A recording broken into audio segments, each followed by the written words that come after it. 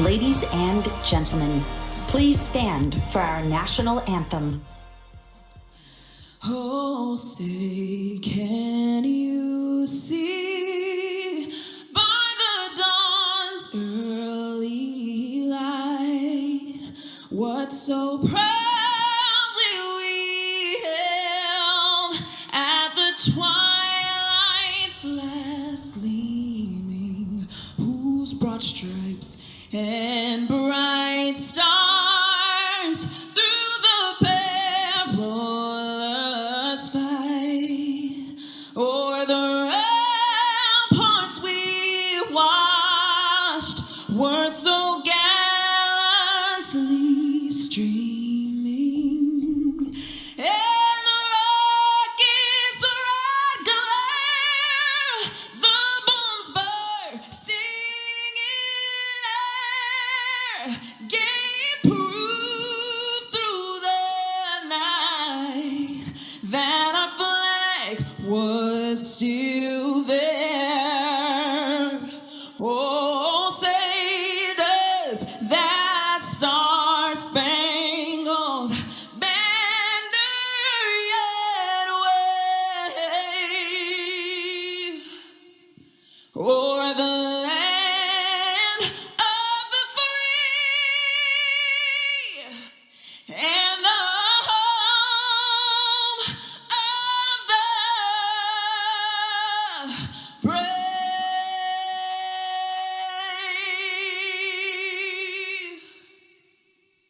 I am seeing that similar energy.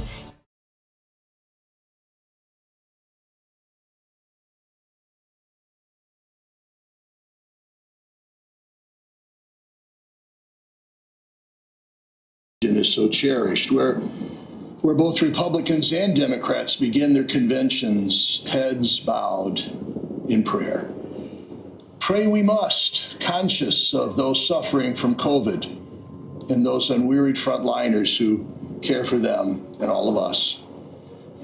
Pray we must that all lives may be protected and respected in our troubled cities and the police who guard them, in tense world situations where our men and women in uniform keep the peace, for the innocent life of the baby in the womb, for our elders in nursing care and hospice, for our immigrants and refugees, those lives threatened by religious persecution throughout the world or by plague, hunger, drugs, human trafficking, or war.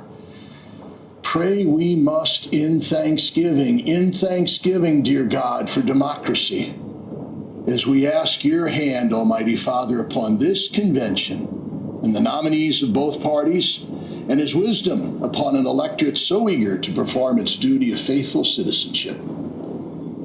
Pray we do, for we dare claim, in God we trust. Amen.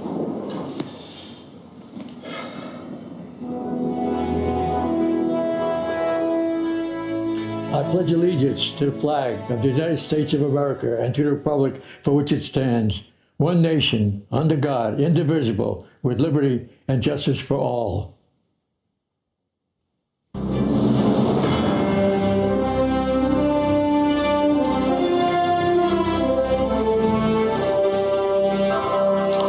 Good evening. It is an honor to be with you tonight. My name is Charlie Kirk. I run the largest pro-American student organization in the country, Turning Point USA, fighting for the future of our republic.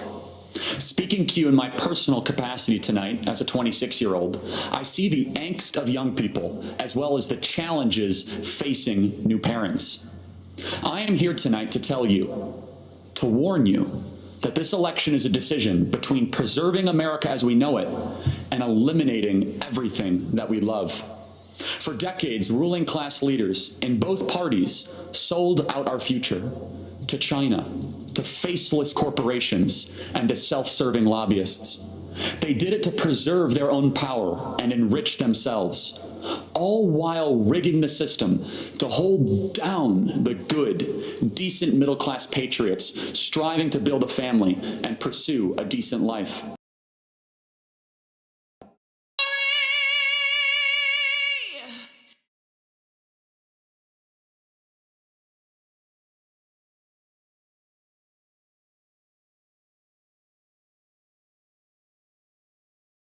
society on the line. From that moment he came down that famous escalator, he started a movement to reclaim our government from the rotten cartel of insiders that have been destroying our country. We may not have realized it at the time, but Trump is the bodyguard of Western civilization. Trump was elected to protect our families from the vengeful mob that seeks to destroy our way of life, our neighborhoods, schools, churches, and values. President Trump was elected to defend the American way of life.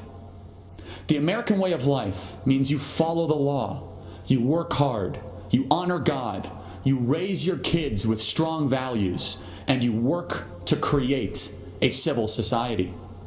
The American way of life means you speak your mind without retribution, without being kicked off social media by a self-righteous censor in Silicon Valley. It means you can freely practice your religion, and that church is more essential than a casino. And it means that we judge people on their actions, not on their immutable characteristics. The American way of life is being dismantled by a group of bitter, deceitful, vengeful activists who have never built anything in their lives. They have us locking up pastors while releasing violent criminals from prison. We are kicking doctors off of social media, yet promoting Chinese state-funded propaganda on major tech platforms. This election is the most critical since 1860, when a man named Lincoln was elected to preserve the Union from disintegration. This election is not just the most important of our lifetime, it is the most important since the preservation of the Republic in 1865. By re-electing Trump, we will ensure that our kids are raised to love our country and respect its founding fathers, not taught to hate or be ashamed of them. We will build monuments to heroes, not burn down our cities. We will be a country that rises to higher heights, that dreams big, thinks big, and achieves the impossible. A country that values our remarkable journey, the complexities of our past, but clearly communicates to the next generation that we have to be grateful, not angry, that we live in the United States. We will be a country that makes it easier to have many children, live quiet and peaceable lives, and worship your God without a tyrant getting in the way. We will be a country that has its best 100 years ahead. We will build a future where America remains the greatest country ever to exist in the history of the world. All of that is within our grasp if we secure 4 more years for the defender of Western civilization, our champion, my friend, the 45th President of the United States, President Donald J. Trump.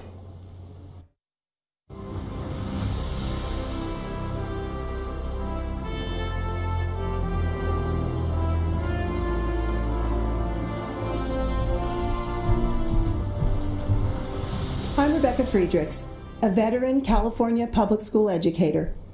I'm here to give voice to America's great teachers because our voices have been silenced for decades by unions who claim to represent us. They do not. When other dedicated teachers and I served within the unions, we spoke up in defense of children, parents, scientific fact, and American values. For our trouble, we were brutalized, booed off the platform, barred from committees, shouted down, and even spit upon by union leaders. This is how unions treat devoted teachers. But what's even worse is how their agenda of control deceives Americans and our children. They've intentionally rewritten American history to perpetuate division, pervert the memories of our American founders, and disparage our Judeo-Christian virtues. Their lenient discipline policies morphed our schools into war zones, and they back defunding police and abolishing ICE. Unions collect billions annually from unsuspecting teachers and push this radical agenda into our classrooms against our will. Why? The only way to keep a free republic is with a well-educated, moral citizenry that can self-govern. Unions are subverting our republic, so they undermine educational excellence, morality, law, and order. That's why they spend hundreds of millions annually to defeat charter schools and school choice, trapping so many precious low-income children in dangerous, corrupt, and low-performing schools. To fight back on behalf of children and America, brave teachers brought a lawsuit against unions. And do you know who intervened against us? The Obama-Biden administration and California Attorney General Kamala Harris. They argued against us at the U.S. Supreme Court. Their comrades labeled us spawns of Satan and slandered us in mainstream media. No matter their abuse, we'll keep fighting for the country and children we love, just like President Trump. He's breaking the union's grip on our schools. That's why unions have tried to destroy him since the day he was elected. But President Trump isn't afraid to fight for what's right. He won't back down. His courage gives great teachers renewed hope. He's even proposed education freedom scholarships to return control to parents, protect religious liberties, and empower kids to escape dangerous, low-performing schools.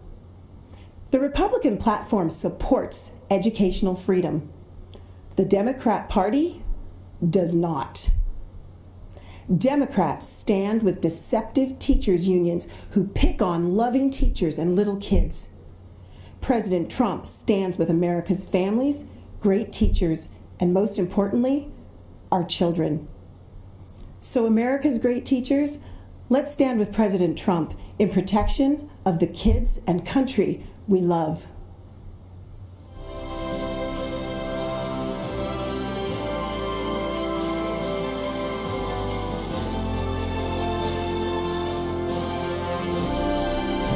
I am so grateful to speak with you today. My name is Tanya Weinreis. I am from Montana, where I live with my husband, my hero, a Marine and retired police officer. My husband and I own Mountain Mud Espresso. We are not some multinational corporation. Our success is not measured by stockholders, but by our neighbors, the people we see at church, and at jiu-jitsu school with our son. Mountain Mud Espresso is the American story. A story not just for entrepreneurs, but for millions of hardworking men and women who are building their American dream every day. A few months ago, like so many businesses, we got the crushing news a large event we were serving was canceled because of the virus. Our business was on the brink, threatened to be shut down from losses that were not our fault. I was scared. I thought of our 50 employees, the Mountain Mud family, and when I thought of their jobs, I thought of their rent being due, their kids, and I felt personally responsible. I'm not too proud to admit that I fell on my knees and prayed, "Lord, what do I do?" His words rang clear, "Keep on working, it will be okay." I had faith, and let me tell you, you have to have faith when your husband is a Marine and a police officer who was shot at on the job. And when you run a business, a little faith goes a long way. Faith in Jesus and faith in America. But I'm worried we have a generation of Americans who have been told that the American dream doesn't exist. That's a lie. I know because I live that dream. It's why I feel so strongly that we need a president who believes in the American dream like President Donald Trump, now more than ever. I am so thankful that my prayers for help were answered. My company was one of the first to receive a PPP loan, and praise God, it has been a lifesaver. Not only were we able to keep every single employee, but we've been hiring weekly ever since. I feel for local businesses across America who are under assault from shutdowns, from riots, and now facing the terrifying prospect of Joe Biden coming after everything we've built. I am so grateful we have leaders like President Trump standing up for local businesses like mine. Thank you, President Trump. It is exciting to be part of the great American comeback story.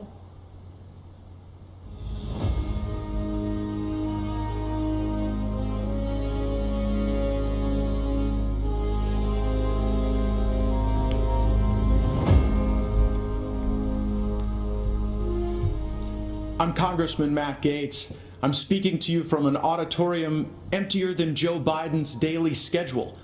But we are a nation of full hearts and clear minds. We see the choice clearly: strength or weakness, energy or confusion, success or failure. President Trump is the first president since Reagan not to start a new war. Biden has foolishly cheerled decades of war without winning, without end.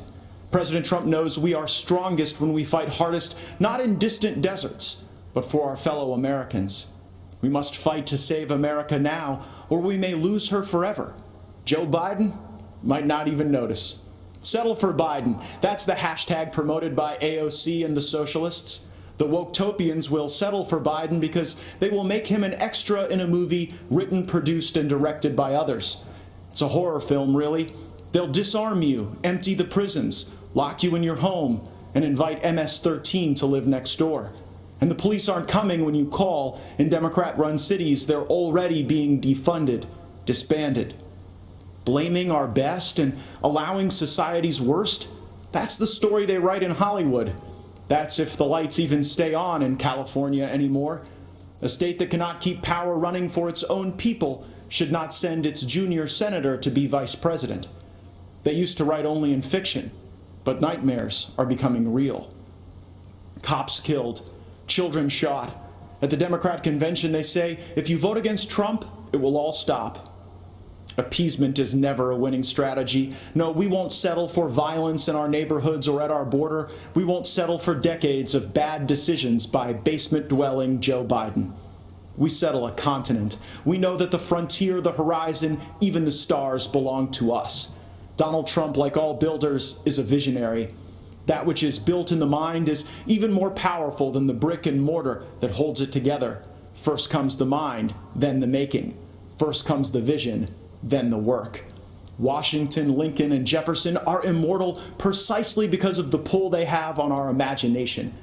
You cannot cancel a culture that loves its heroes. The dangerous left need America to be weaker to accomplish their goal of replacing her. We know that to make America great again, we must first make something of ourselves. That is the meaning of true strength. My great-grandfather was a railroad man. As a Florida man, I watch our rockets routinely send the brightest beyond the heavens with our flag and our hope. America is the greatest country that has ever existed. Don't let any celebrity, athlete, or politician tell you otherwise. President Trump sometimes raises his voice and a ruckus. He knows that's what it takes to raise an army of patriots who love America and will protect her. We must win this election if we cherish our country as much as we should. For there is no place to run, no refuge for freedom should we fail. America is not just an idea or a constitution. It is our home. We must protect our home with unbreakable made in America strength. Strength I see every day in President Donald Trump. Thank you. My name is Kim Klacik, and I'm running for Congress in Maryland's 7th District. And like Shirley Chisholm, I'm unbought and unbossed. Let me remind you, the Democrats have controlled this part of Baltimore City for over 50 years. And they have run this beautiful place right into the ground. Abandoned buildings, liquor stores on every corner, drug addicts, guns on the street. That's now the norm in many neighborhoods. You'd think Maryland taxpayers would be getting a whole lot since our taxes are out of control. Instead, we're paying for decades of incompetence and corruption. Sadly, the same cycle of decay exists in many of America's Democrat-run cities. And yet the Democrats still assume that black people will vote for them, no matter how much they let us down and take us for granted. We're sick of it. We're not going to take it anymore.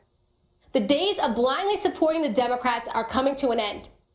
In Baltimore, we have the highest number of black Republicans in the entire country running for office this election cycle.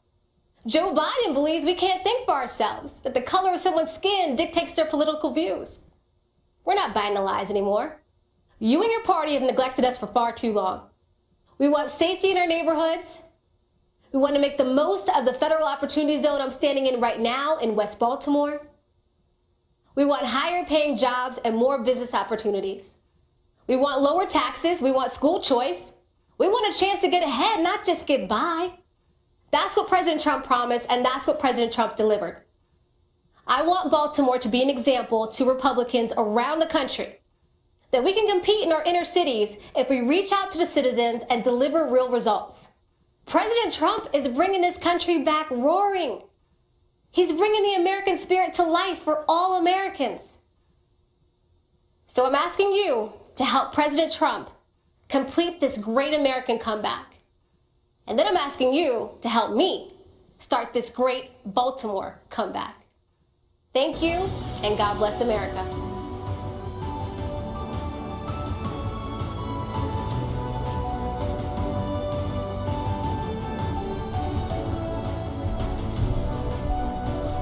Good evening. I'm Ronna McDaniel, chairwoman of the Republican National Committee, and on behalf of everyone in our party and President Trump, thank you for tuning in as we kick off this historic convention. As we speak to you tonight, we send our thoughts and prayers to those facing terrible fires in California, recovering from storms in Iowa, and preparing for hurricanes in Louisiana and the Gulf Coast. Democrats started their convention last week with Eva Longoria, a famous Hollywood actress who played a housewife on TV. Well, I'm actually a real housewife and a mom from Michigan with two wonderful kids in public school who happens to be the only the second woman in 164 years to run the Republican Party. And unlike Joe Biden, President Trump didn't choose me because I'm a woman. He chose me because I was the best person for the job. 4 years ago, President Trump started a movement unlike any other. And over the next 4 days, we will hear from a few of the millions of hardworking, everyday Americans who have benefited from his leadership. If you watched the DNC last week, you probably noticed that Democrats spent a lot of time talking about how much they despise our president. But we heard very little about their actual policies. Policies that would have been unthinkable a decade ago.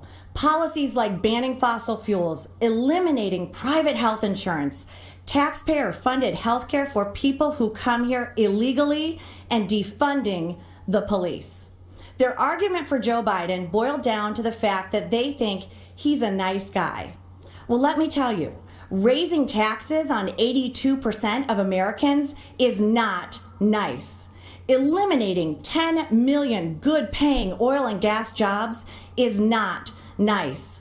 Policies that force jobs to flee our country or allow abortion up until the point of birth are not nice. The truth is, there's only one person who has empathized with everyday Americans and actually been fighting for them over the past 4 years, and that is President Donald Trump. In the nearly 4 years I've worked on behalf of President Trump, I've seen up close a man who has a deep love for family, a man who has reverence for the office of the presidency, a man with an incredible respect for law enforcement and our military. I've seen private moments where he comforts Americans in times of pain and sadness. Now, everyone knows he can be tough.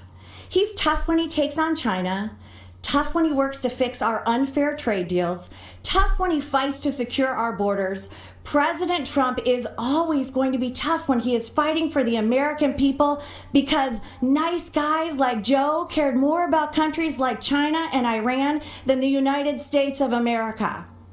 Tonight begins a new chapter in the great American story. A story that has inspired the world for generations.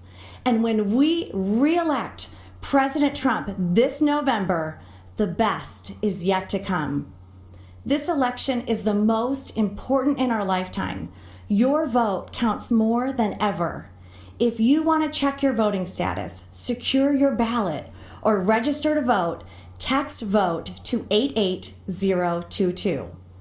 Earlier today, President Trump and Vice President Pence came to North Carolina to thank our delegates for unanimously renominating them to a second term. Our official roll call and the business of our Republican convention was conducted today in Charlotte. We have created a short video to symbolize the excitement for President Trump across all 50 states and territories. Thank you for watching. God bless you, and God bless the United States of America.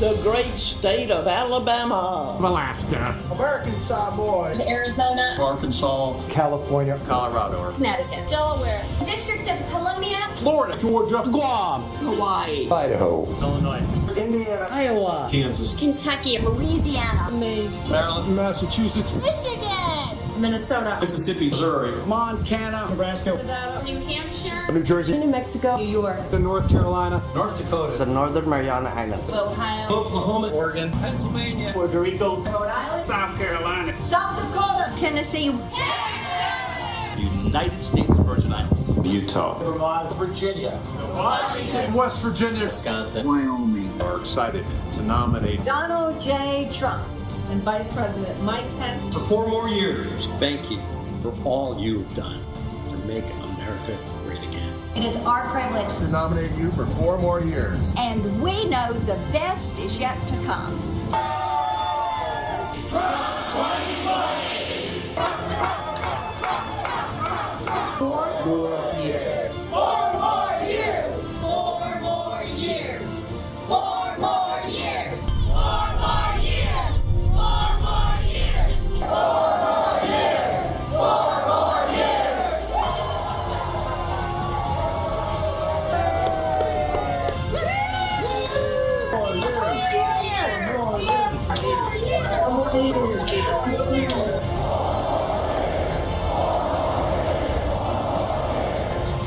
We will make America great again.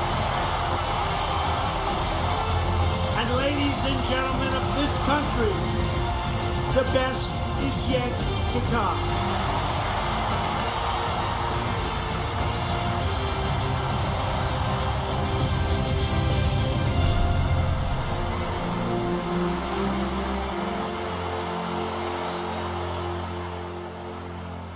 I didn't back down from my promises, and I've kept every single one. This current administration had made hope possible.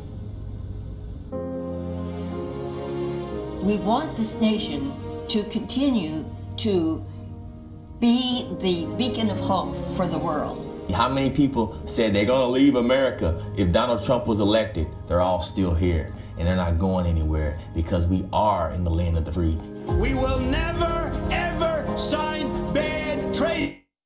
America first again.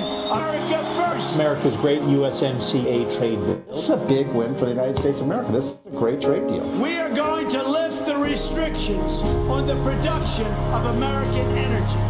We will create millions of more jobs. Hope to me is the belief in a better tomorrow and creating a better future for our children. When I look in the eyes of my grandchildren, I want them to know that their papa was not silent.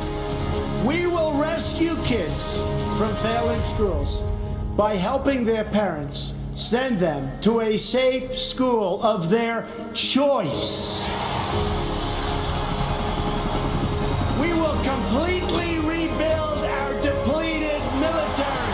The countries that we are protecting at a massive cost to us will be asked to pay their fair share. We will take care of our great veterans like they have never been taken care of before. This guy saved me. Yeah. He saved me. Thanks to him, I'm here. To me, he's giving people hope, what he's doing for the poor people, what he's doing for everybody. We are going to appoint justices of the United States Supreme Court who will uphold our laws and our Constitution. Why supporting law enforcement is so important for keeping America great. As long as I'm president, I will never defund your police, that I promise you. It's time to deliver a victory for the American people. We are going to start winning again. It's called Promises Made, Promises Kept.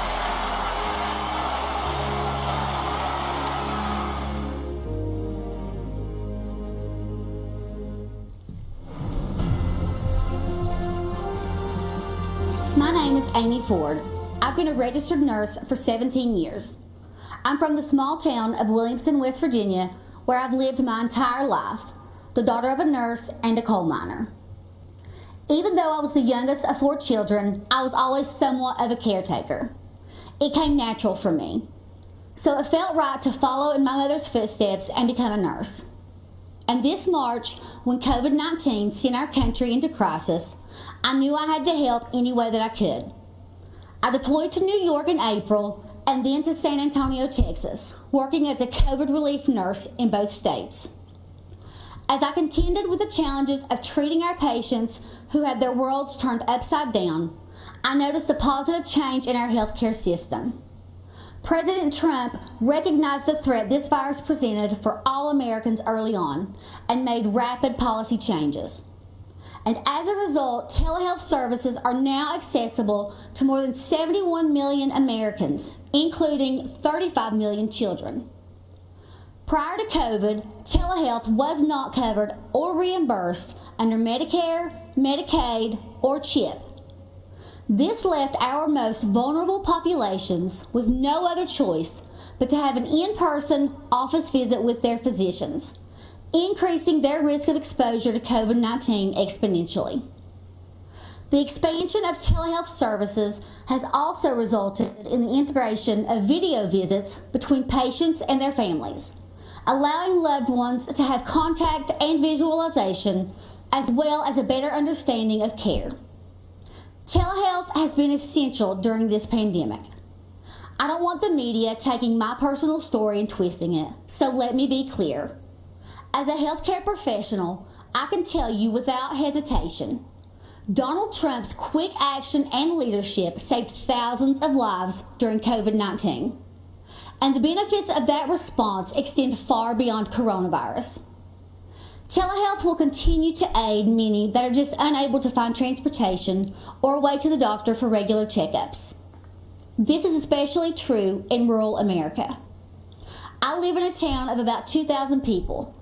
We do not have buses, trains, trolleys, or Ubers available to us. In addition, the unavailability of services can also hinder treatment for many.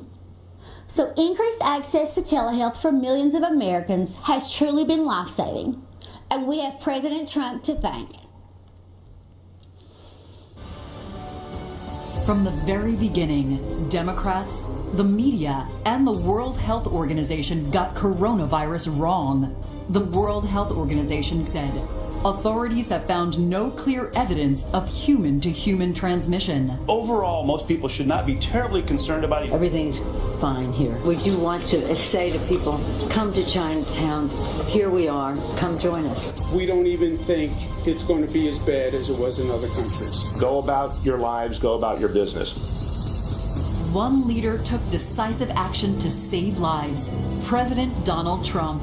Banning travel from China and coronavirus epicenters. Biden charged xenophobia. But President Trump was right, signing the CARES Act, providing immediate relief to American families, workers, and businesses, declaring a national emergency, tapping into $42 billion in existing emergency funding, quickly getting crucial personal protective equipment to the states, signing the Families First Coronavirus Response Act, ensuring that American families and businesses impacted by the virus receive the strong support they need, launching Operation Warp Speed to fast-track a vaccine in record time. He said everything that I could have hoped for. Promise made, promise kept. He is ready, willing, and able to help. He has been responsive. He's done a lot of good things. What the federal government did was a phenomenal accomplishment. In our hour of need, you all literally are helping us in a big way. We were at the edge, and this is life or death stuff, and we're forever thankful for that. Soon, we will emerge safer, stronger, and greater than ever.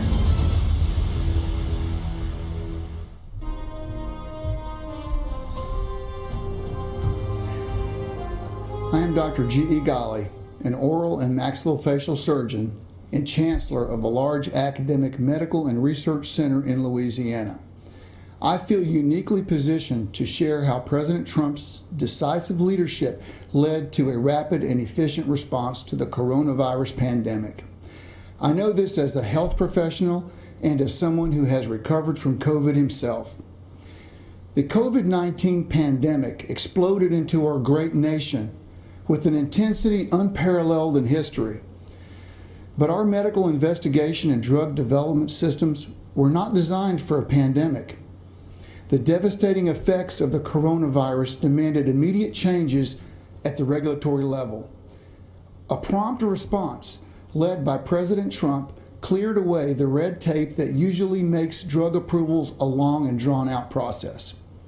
By harnessing the resources of the federal government and the private sector, President Trump's Operation Warp Speed is accelerating the testing, supply, development, and distribution of therapeutics, diagnostics, and very shortly, effective vaccines to counter COVID-19. Let me give you 3 clear examples of how President Trump's leadership removed regulatory barriers so COVID patients could have faster access to effective therapies and diagnostics. First, on February 26, 2 phase 3 clinical trials studying remdesivir were initiated. Just 2 months later, the FDA approved remdesivir for emergency use to treat COVID-19. Normally, this is a 3 to 5 year process. The amazing speed with which this happened in a safe but efficient manner is unheard of. Second, the FDA granted expanded access to COVID-19 convalescent plasma. Within 24 hours of this approval, we were administering convalescent plasma and remdesivir to a critically ill patient, a former Army Ranger and physician. Had it not been for the rapid deployment of these medicines, this patient, who is my colleague and friend, would have surely died. And third, at the end of July, I developed a fever and cough. I reached out to our testing team and received one of the Abbott rapid tests. Yet another tool quickly approved by this administration. Within 15 minutes, my test came back positive, and within 4 hours, I was receiving my remdesivir doses, followed by an infusion of convalescent plasma. As a physician, I've seen firsthand how these breakthroughs have saved countless lives. As a patient, I've benefited from the expedited therapies made possible by the swift action of this administration. President Trump truly moved mountains to save lives, and he deserves credit. Thank you, President Trump, for providing timely access to critical diagnostics and therapeutics during this pandemic. Thank you, Mr. President, for your strong leadership in these challenging times.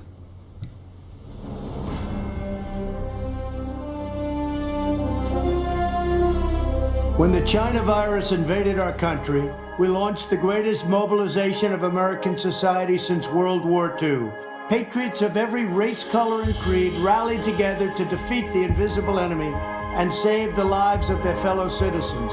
Today, our hearts overflow with appreciation for the incredible frontline workers who risk their own health and safety to keep America strong and safe. When crisis came, millions of everyday Americans rose to the challenge. In their actions, we see true greatness of the American character. We always find a way to victory. History will remember and celebrate the heroes of 2020 for as long as our great American flag waves over the land that we love. To every frontline worker, I offer the salute of a nation that is forever in your debt. Thank you, God bless you, and God bless America.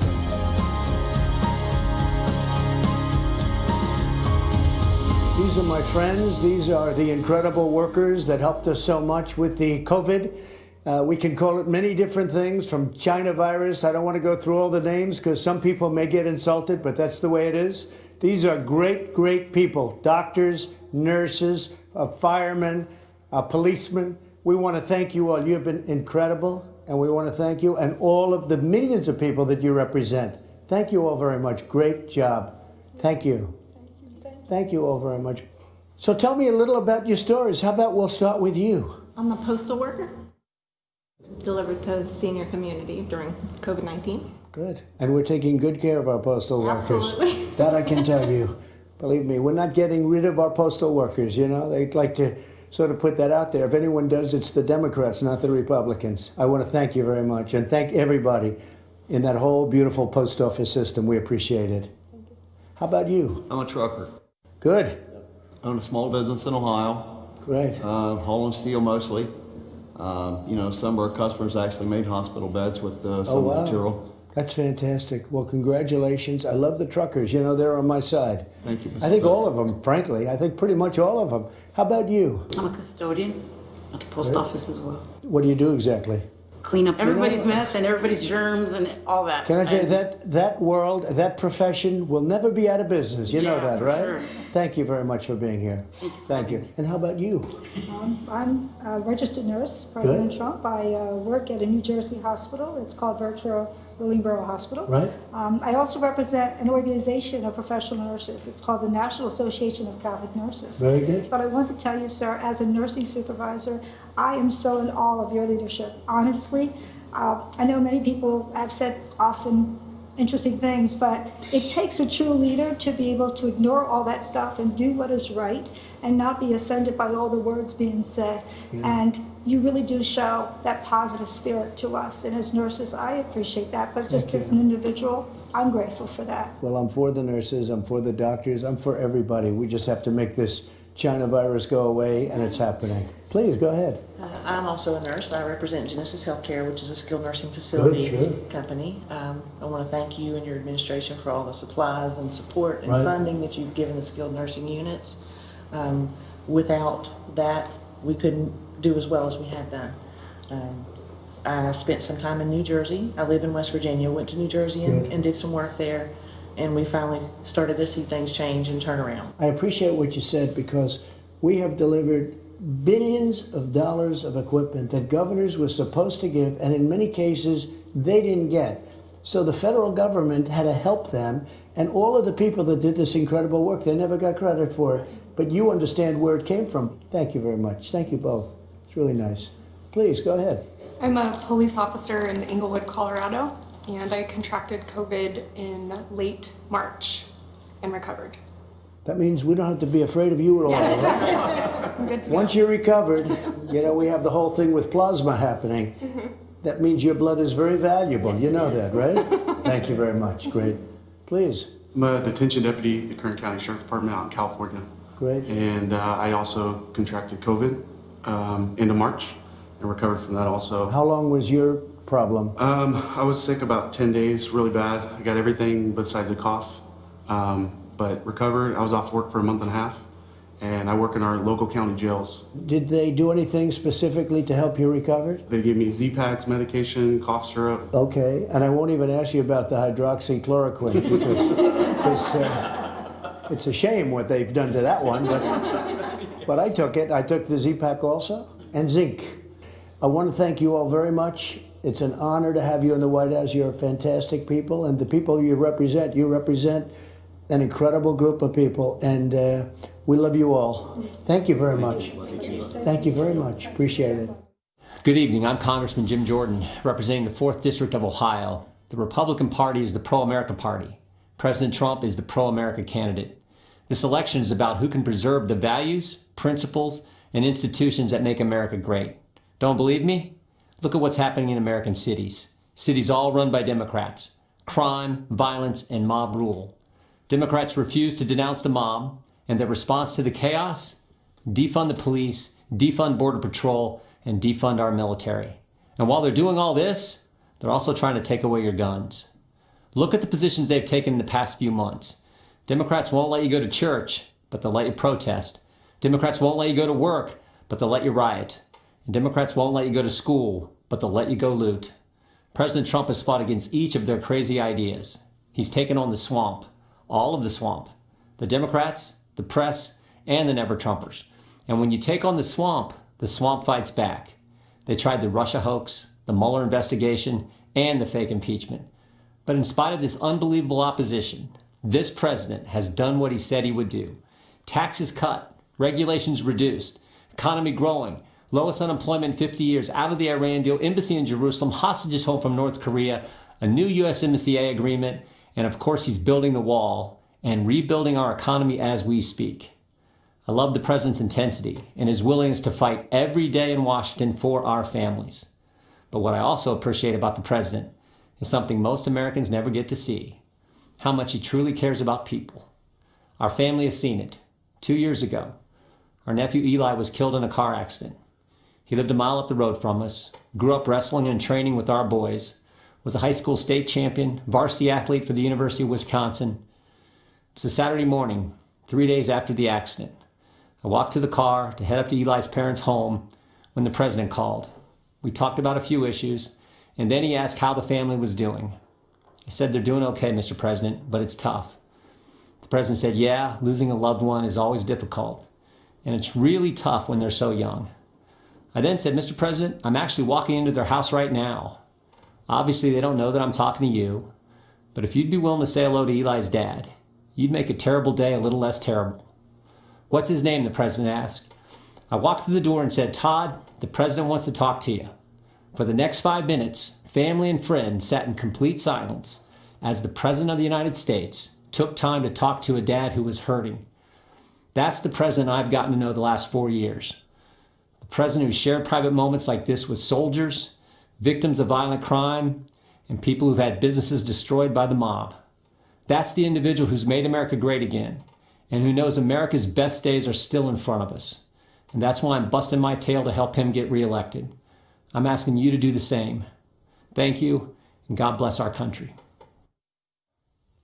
I'm not an actor, a singer, or a politician. I'm Herschel Walker. Most of you know me as a football player, but I'm also a father, a man of faith, and a very good judge of character. I've known Donald Trump for 37 years, and I don't mean just casual ranting to him from time to time. I'm talking about a deep personal friendship. I watched him as an owner of a professional football team. Right after he bought the team, he set out to learn. He learned about the history of the team, the players, the coaches, every detail. Then he used what he learned to make the team better. I watched him in the boardroom.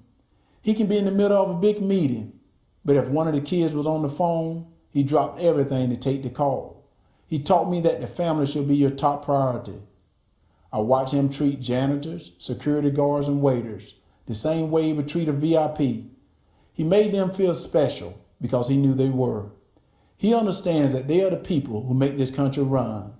They clean, they cook, they build, they drive, they deliver. He told me, "Herschel, make an effort to get to know people. Remember their names." That stuck with me. One time, I planned to take his kids to Disney World with my family. At the last minute, Donald said he'd like to join us. So there he was, in a business suit, on It's a Small World ride. That was something to see. It just shows you what a caring, loving father he is. It hurt my soul to hear the terrible names that people call Donald. The worst one is racist. I take it as a personal insult that people would think I've had a 37-year friendship with a racist. People who think that don't know what they're talking about.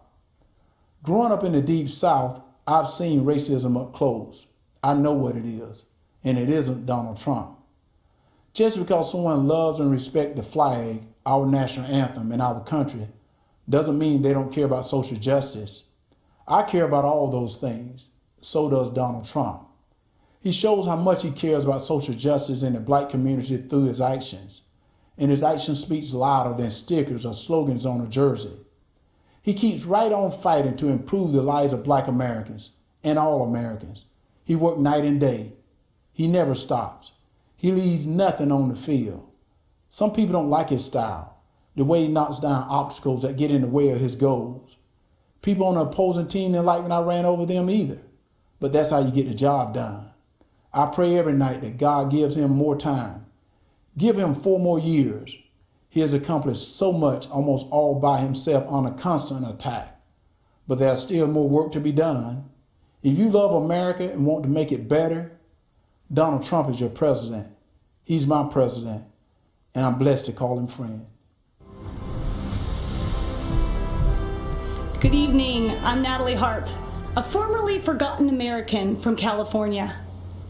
In the classic Jimmy Stewart film, It's a Wonderful Life, George Bailey is given a great gift, the chance to see what the world would be like without him. Tonight, Mr. President, we'd like to give you that same gift. Because without you, we'd all be living in Pottersville, sold out to a crooked Mr., or I should say, a crooked Mrs. Potter, with no hope of escape except death itself. I should know, because I wouldn't be alive today if it wasn't for you. About 5 years ago, I was the victim of a notoriously deadly medical error. I survived, but only to be diagnosed with a rare and terminal bone cancer. You know, the Democrats love to talk about healthcare being a human right. But a right to what? Well, I'll tell you. To them, it's a right to marijuana, opioids, and the right to die with dignity. A politically correct way of saying assisted suicide. I was told I was a burden to my family and to my country, and that by choosing to die early, I'd actually be saving the lives of others by preserving resources for them, rather than wasting them on a lost cause like myself. And when I failed the chemotherapies that were on the market, no one wanted me in their clinical trials. I'd make them look bad. They didn't give me the right to try experimental treatments, Mr. President. You did. And without you, I'd have died waiting for them to be approved. Now with the coronavirus, everyone knows what that feels like to be waiting for a cure. But we've only been waiting a few months. Just imagine what 2020 would have looked like, fighting for your life, without Donald Trump fighting for it too. In January, there would have been no China travel ban. Millions would have died. Millions more would have been infected, for there'd be no record levels of testing, no right to try treatments, no fast track for a vaccine, nor Operation Warp Speed ready to deliver it.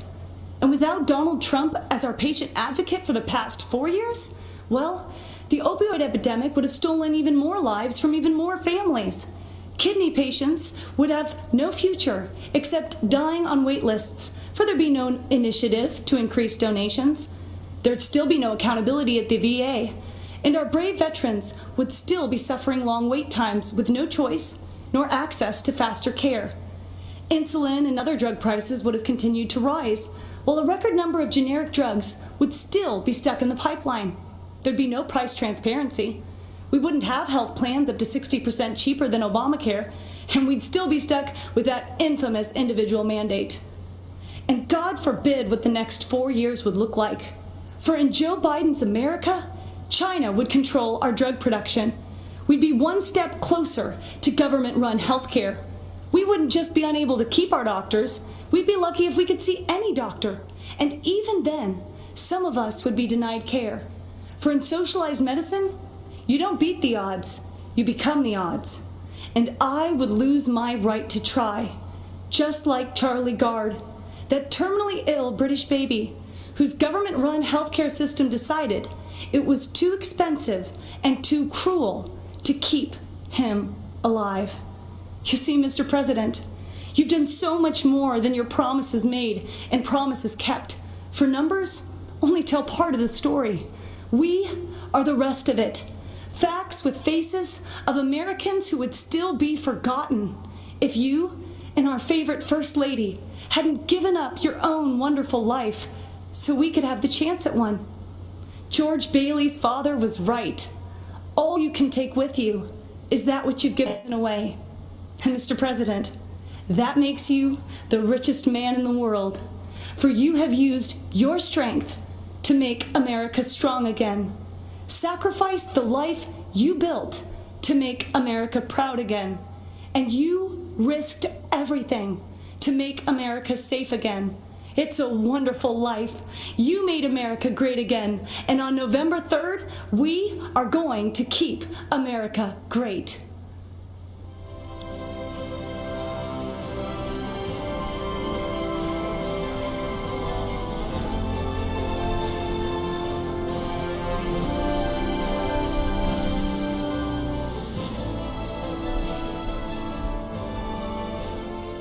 Hello, America. My name is Vernon Jones, and I'm a state representative from the great state of Georgia. As you can see, I'm a man of color, and I'm a lifelong Democrat, too. You may be wondering, why is a lifelong Democrat speaking at the Republican National Convention? And that's a fair question. And here's your answer. The Democratic Party does not want black people to leave their mental plantation. We've been forced to be there for decades and generations. But I have news for Joe Biden. We are free. We are free people with free minds. And I'm part of a large and growing segment of the black community who are independent thinkers, and we believe that Donald Trump is the president that America needs to lead us forward. This is no time for sleeping in the basement. Joe Biden has had 47 years to produce results, but he's been all talk and no action, just like so many of the Democrats who've been making promises to the black voters for decades. We've been their captive audience. When President Trump sought to earn the black vote, the Democratic Party leaders went crazy. Nancy Pelosi and Chuck Schumer literally started wearing kente cloths around the U.S. Capitol, as if pandering were enough to keep us satisfied. Let me tell you why I'm supporting our president. I grew up in the South, in Laurel Hill, North Carolina, Scotland County, the Green Pond community to be exact. My parents, Robin and Rufus Jones, built with their own hands a 4-room cinder block home with no indoor plumbing. They had very limited education, but they instilled in us a strong work ethic that drove me from those tobacco fields of North Carolina to those hallowed halls of the Georgia General Assembly. My parents taught me if I believed in God, worked hard, and treated every person fairly, there was no limit to what we could achieve. I attended North Carolina Central University, an historical black college. For generations, HBCUs have been the incubators that develop black scholars in math and science and religion, engineering, and politics. They have been important springboards for the black success. But Democrats haven't treated them that way. When President Trump took office, he changed everything. He delivered historic funding to HBCUs, and he guaranteed it for 10 years, something that's never happened in the history of this country. That gave our HBCUs stability, the chance to grow, and produce the next generation of black leaders. That's right, Donald Trump did that.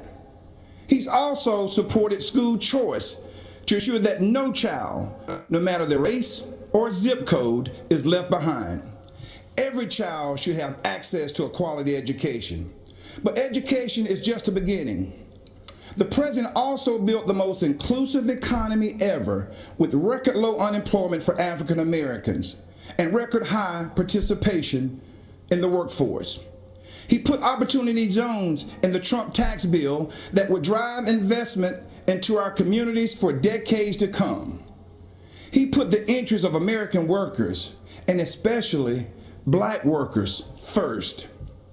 That's right, Donald Trump did that. He delivered historic criminal justice reform.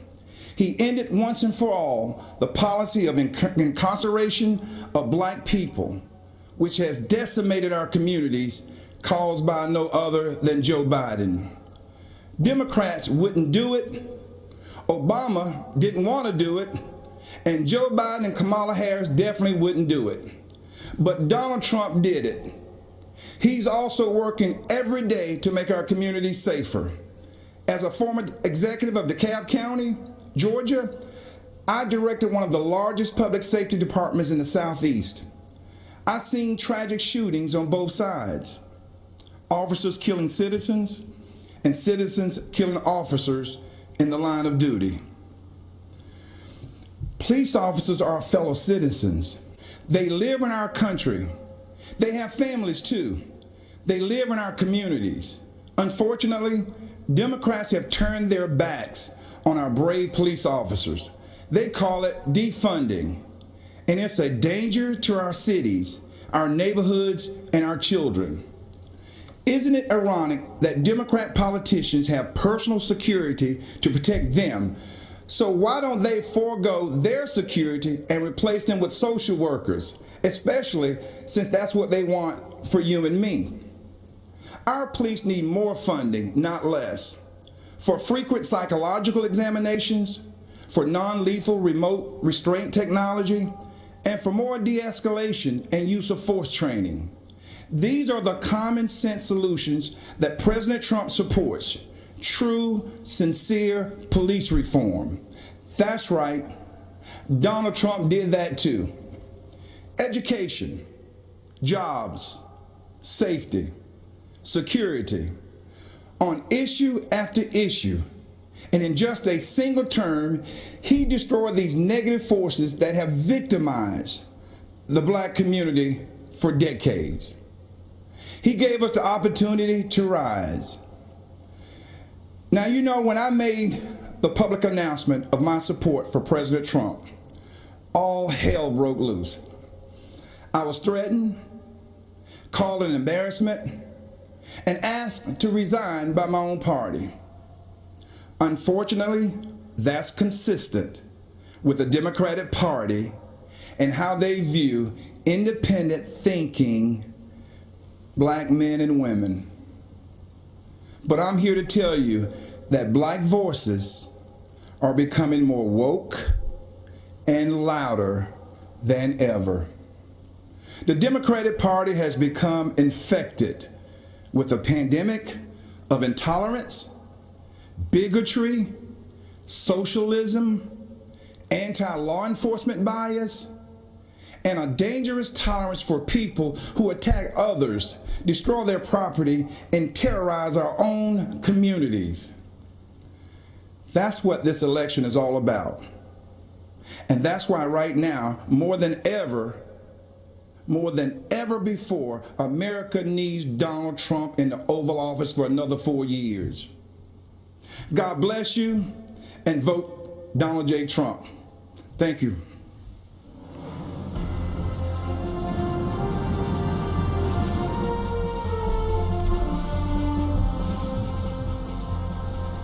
In 2018, a gunman walked into Marjorie Stoneman Douglas High School in Parkland, Florida, and changed my life forever. My name is Andrew Pollock. His name isn't worth saying. One of the seniors walking in the hallways that day was my beautiful daughter, Meadow. She was just months away from graduating and beginning a new life. We were so proud of the woman she had become. But in the hallway on that third floor, the gunman saw Meadow and shot her down the hallway, hitting her 4 times. After she was shot and on the floor, she crawled over to another student, a freshman girl, to protect her. She draped her body over her, and then the scumbag gunman shot my daughter at point-blank range 5 more times, killing Meadow and the girl she was shielding. She had a whole life ahead of her, and in that life, she could have done anything and been anything. So many moments that I waited so long for were taken from me. I didn't get to drop her off at college. I didn't get to walk her down the aisle. But every moment was taken from her, and for what? I never wanted this to become a political spectacle, but it did. I never wanted to meet the president like this, but I did. I was invited to the White House. The truth is, I had just buried my daughter that week. I really wasn't interested in public events like a tour or a photo op. I was interested in answers and solutions. So if the president wanted to meet me personally, I said I'd go. They said, of course, that was his plan. At the White House, my family and I sat with the president in the Oval Office and told him about Meadow. I told him what we knew. I told him that his administration needed to take a closer look at what went wrong and why. And I got to see who President Trump really is.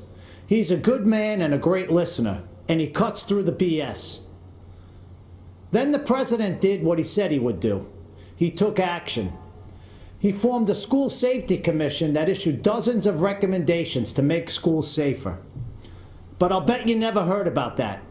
Instead, the media turned my daughter's murder into a coordinated attack on President Trump, Republicans, and our Second Amendment.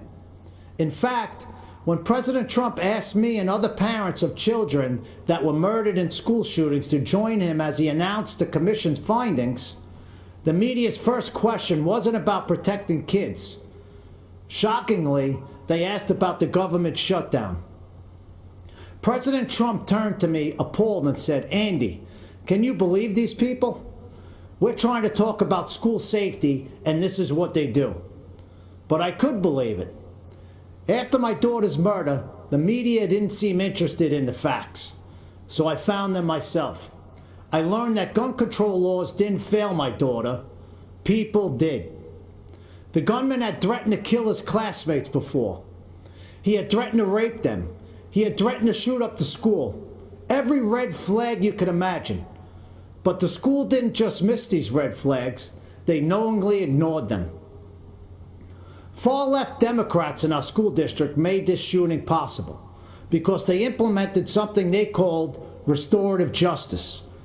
This policy, which really just blames teachers for students' failures, puts kids and teachers at risk and makes shootings more likely. But it was billed as a pioneering approach to discipline and safety.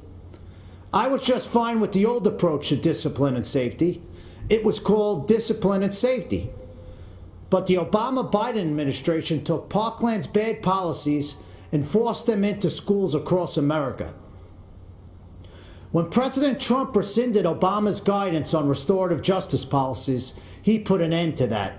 And that meant the world to me. It's hard to tell how much Mr. Biden understands about what happened at Parkland.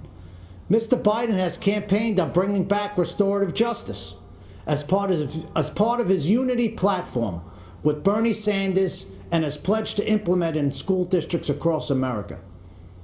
But he doesn't even seem to know when the shooting happened. He said that he was vice president when it happened, but he wasn't. Mr. Biden may not know when my daughter was murdered, but I do. February 14, 2018. Mr. Biden may not know that these policies make shootings more likely, but I do. Mr. Biden may not know who was vice president that day, but I do. It wasn't Joe Biden, it was Mike Pence. Thank God. And I know who the president was too. It wasn't Barack Obama, it was President Donald J. Trump, and he took action. I truly believe the safety of our kids depends on whether this man is reelected. I hope you'll join me in helping to make that happen. Mr. President, myself and millions of Americans appreciate you and love you. God bless America, and God bless our President, Donald J. Trump. Thank you. A curfew now in effect for the city of St. Louis. Protests in St. Louis turned violent.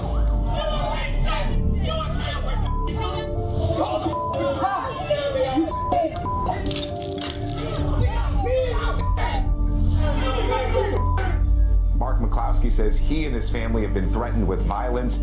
Under Missouri law, you have a right to defend your home and the lives of your family. A search warrant has been executed at the home of Mark and Patricia McCloskey. The husband and wife attorneys charged with pointing guns at protesters. They were simply trying to protect their home. Good evening, America. We are Mark and Patty McCloskey. We're speaking to you tonight from St. Louis, Missouri, where just weeks ago you may have seen us defending our home as a mob of protesters descended on our neighborhood.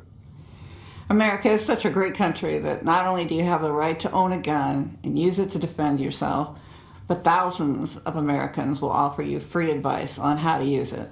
At least that's what we experienced. What you saw happen to us could just as easily happen to any of you who are watching from quiet neighborhoods around our country. And that's what we want to speak to you about tonight. That's exactly right.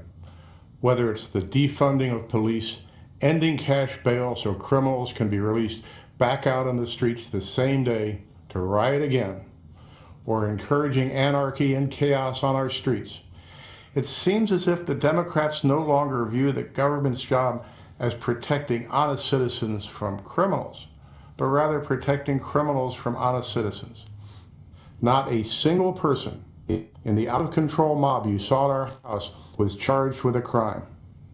But you know who was? We were.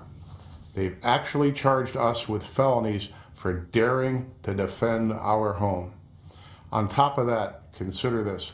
The Marxist liberal activist leading the mob to our neighborhood stood outside our home with a bullhorn screaming, "You can't stop the revolution." Just weeks later, that same Marxist activist won the Democrat nomination to hold a seat in the U.S. House of Representatives. In the city of St. Louis, that's the same as winning the general election. That Marxist revolutionary is now going to be the Congresswoman from the 1st District of Missouri. These radicals are not content with marching in the streets. They want to walk the halls of Congress. They want to take over. They want power. This is Joe Biden's party. These are the people who will be in charge of your future and the future of your children. They're not satisfied with spreading the chaos and violence into our communities. They want to abolish the suburbs altogether by ending single-family home zoning. This forced rezoning would bring crime, lawlessness, and low-quality apartments into now thriving suburban neighborhoods. President Trump smartly ended this government overreach, but Joe Biden wants to bring it back.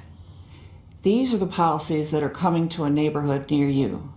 So make no mistake, no matter where you live, your family will not be safe in the radical Democrats' America. At this moment in history, if you stand up for yourself and for the values our country was founded on, the mob, spurred on by their allies in the media, will try to destroy you. You've seen us on your TV screens and Twitter feeds. You know that we're not the kind of people who back down. Thankfully, neither is Donald Trump. President Trump will defend the God-given right of every American to protect their homes and their families. But more than that, Trump's vision for America is a country where you have an opportunity to work hard and build the life you dream of, with a job you love, with your children being educated in great schools, in a community where your family can play in the backyard without fear, worship in a church without shame, and express your beliefs without retribution. Trump brought us the greatest economy our country had ever seen. The Democrats have brought us nothing but destruction. When we don't have basic safety and security in our communities, we'll never be free to build a brighter future for ourselves, for our children, or for our country. That's what's at stake in this election, and that's why we must re-elect Donald Trump. God bless you, God bless the President, and God bless these United States.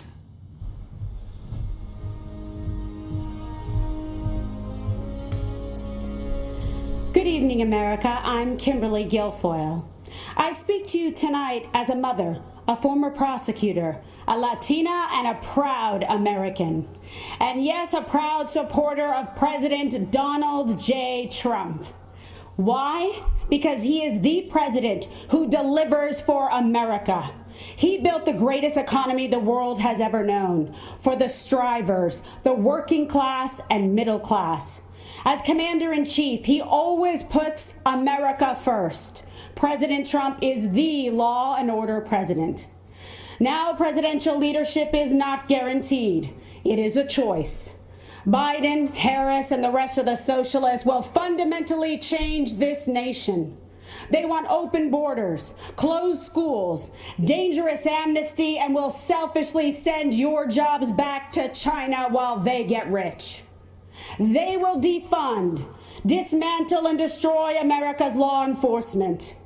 When you are in trouble and need police, don't count on the Democrats. As a first-generation American, I know how dangerous their socialist agenda is. My mother, Mercedes, was a special education teacher from Aguadilla, Puerto Rico. My father, also an immigrant, came to this nation in pursuit of the American dream. Now I consider it my duty to fight to protect that dream. Rioters must not be allowed to destroy our cities. Human sex drug traffickers should not be allowed to cross our border.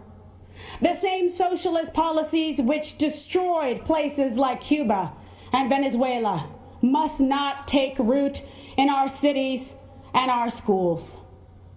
If you want to see the socialist Biden-Harris future for our country, Just take a look at California.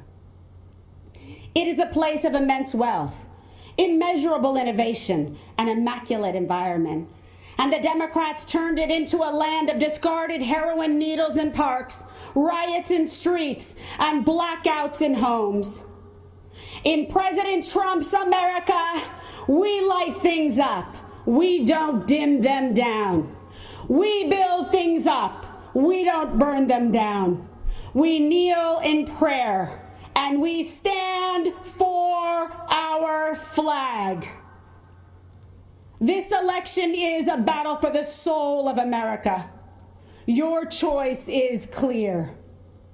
Do you support the cancel culture, the cosmopolitan elites of Nancy Pelosi, Chuck Schumer, and Joe Biden, who blame America first? Do you think America is to blame? Or do you believe in American greatness? Believe in yourself, in President Trump, in individual and personal responsibility. They want to destroy this country and everything that we have fought for and hold dear. They want to steal your liberty, your freedom. They want to control what you see and think and believe so that they can control how you live. They want to enslave you to the weak, dependent, liberal, victim ideology to the point that you will not recognize this country or yourself. From the beginning, when President Trump spoke about making America great again, he was speaking about that shining city on a hill and restoring the beacon of light that once shined so bright. His promise was to put America first, and he has. When President Trump cut middle-class taxes, putting tens of thousands of dollars back in the pockets of working-class Americans, that beacon began to flicker once again. When President Trump commanded the defeat of ISIS, took out al-Baghdadi and Soleimani, and paved the way for peace in the Middle East, that beacon started to glow. When he negotiated historic trade deals with Canada, Mexico, Japan, and China, bringing back thousands of manufacturing jobs to America, that beacon shined bright once again for the world to see. America, it's all on the line. President Trump believes in you. He emancipates and lifts you up to live your American dream. You are capable. You are qualified, you are powerful, and you have the ability to choose your life and determine your destiny. Don't let the Democrats take you for granted. Don't let them step on you. Don't let them destroy your families, your lives, and your future. Don't let them kill future generations because they told you and brainwashed you and fed you lies that you weren't good enough.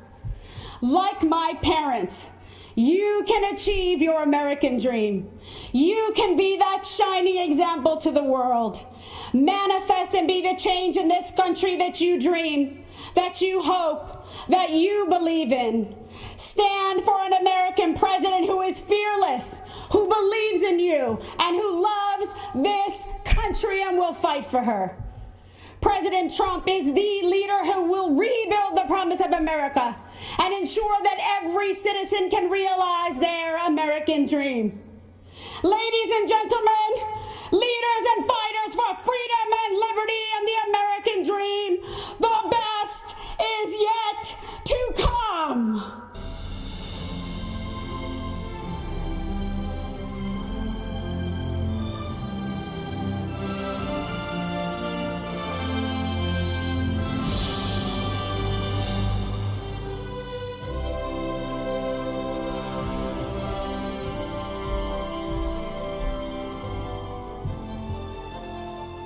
I'm Congressman Steve Scalise.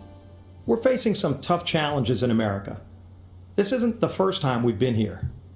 I've worked closely with Donald Trump over the last few years, and if there's one constant theme to how he approaches problems, it's how much he cares about the hardworking people that Washington left behind. I've seen this firsthand. After I was shot on a baseball field by a leftist gunman, first responders rushed me to a hospital where I battled for my life. That same night, Donald Trump came to the hospital along with First Lady Melania Trump. They consoled my wife Jennifer. They were there for my family in my darkest hours. Donald Trump would call to check on me throughout the following weeks just to see how I was doing. That's the kind of person he is. That's the side of Donald Trump that the media will never show you. Look, there's a lot at stake. This is an election between a party that wants to burn down the foundations of our country to the ground and a party that wants to rebuild and protect our great nation. The left wants to defund the police. This is personal to me. I wouldn't be here without the bravery and heroism of the men and women in law enforcement who saved my life. President Trump stands with those brave men and women. Joe Biden has embraced the left's insane mission to defund them. There won't be an America to leave to our children and grandchildren without those brave law enforcement officers and first responders. Joe Biden's made a career in Washington for 47 years, promising things he's never delivered. In just 3 short years, President Trump has delivered huge wins for American families.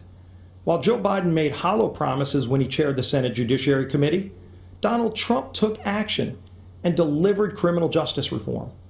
Joe Biden claims to care about the working man, but millions of good manufacturing jobs were shipped overseas during the Obama-Biden years to countries like China.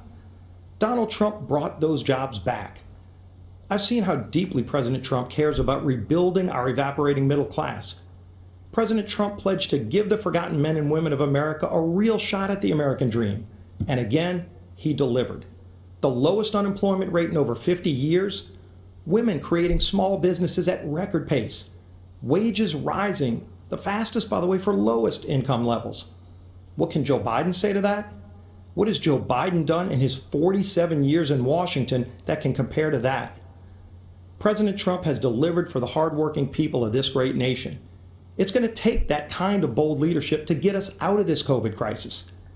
After President Trump saved lives by shutting down flights from China and Europe, he's now focusing the full weight of the government on a revolutionary plan to cure this virus by cutting red tape and empowering scientists to create a vaccine. This is visionary leadership in action at a time when we can't afford another 47 years of hollow promises. America's been through tough times before. Who better to lead us out of these times than the president who already built the strongest economy our country has ever seen? Donald Trump did it before. Donald Trump will deliver for us again. God bless you, and God bless these United States of America.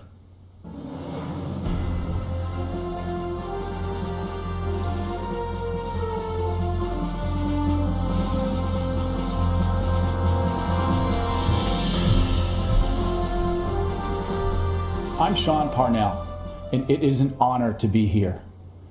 In 2006, the Army sent me to Afghanistan as a young platoon leader, placed in command of Americans from every corner of our planet. Our platoon reflected the diversity of our nation, every race, creed, and religion. Despite those differences, we were bound together as brothers from the same American family. On June 10, 2006, our platoon was attacked just after dawn. Outnumbered 10-1, we endured mortar and machine gun fire as hundreds of Taliban charged us from 3 sides. We had 24 men that day. Wave after wave of Taliban advanced up the hill. I was wounded 3 times in the fighting. Nearly all of my platoon was wounded within the first minute, but the enemy kept coming. We fought to our last rounds of ammunition, and when it was over, we held the hill. In the face of death, I saw ordinary Americans become heroes. In our darkest hour, when our survival depended on each other, my men and I learned an important lesson. We all bleed red. Our differences did not define us. United, we were unbeatable. After 485 days of combat, I came home eager to enjoy the freedoms I risked my life to defend. But I watched with alarm as the party of my grandfather, a lifelong Union Democrat, turned against the very people it professed to represent. I watched as Joe Biden spit venom at an auto worker who dared to question Joe's intent to dismantle the Second Amendment and take your guns.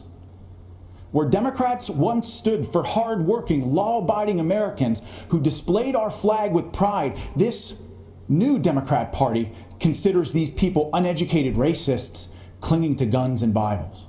The party of Harry Truman became the party of hedge fund managers, Hollywood celebrities, tech moguls, and university professors, all bloated with contempt for middle America. I look across the aisle and I do not see a party that wants you to pursue your dreams. I see a Democrat Party that wants to dictate what those dreams are. I don't see a party that wants you to be free. I see a party that wants to chain you to conformity and will destroy anyone they deem a heretic.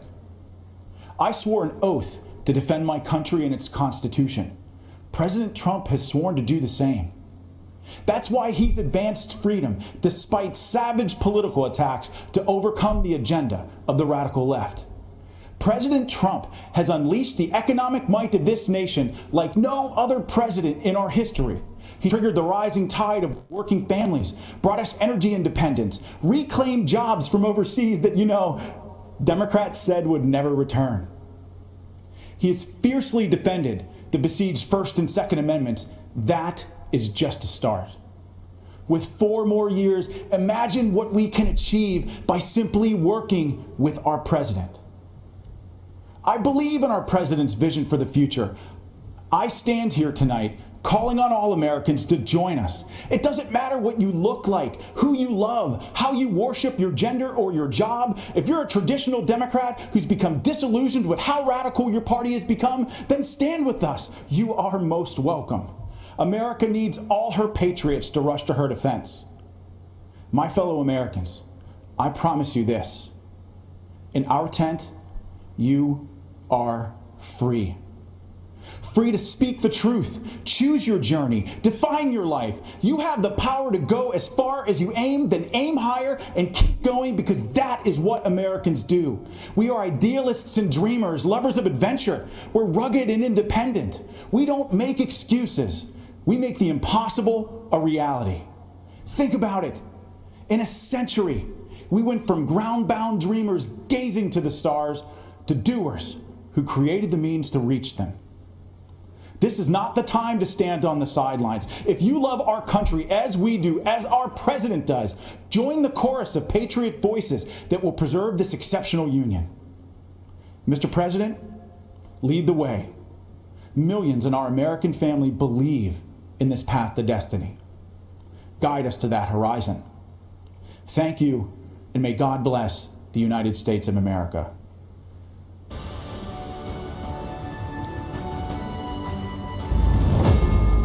We come together to imagine a future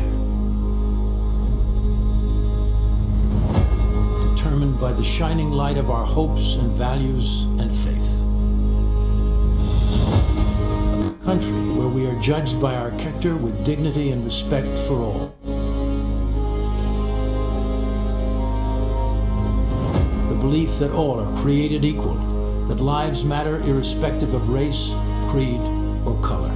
Committed to excelling beyond our dreams. 4 years ago, we faced an historic crossroad. Career politicians promising change every election, but delivering emptiness. We chose a different path. A man who is not a politician. A man who cares. A man who works tirelessly for you. Still, politicians spun their deceptions and obstructed progress, fanning the flames of lawlessness. We all know that it is easy to criticize. It takes a true leader to solve problems. COVID-19, while others criticize without solutions, President Trump's swift action saved lives.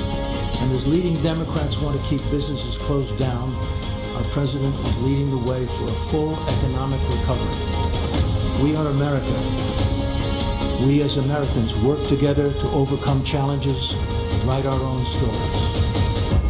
America, land of promise, land of opportunity, land of heroes, land of greatness.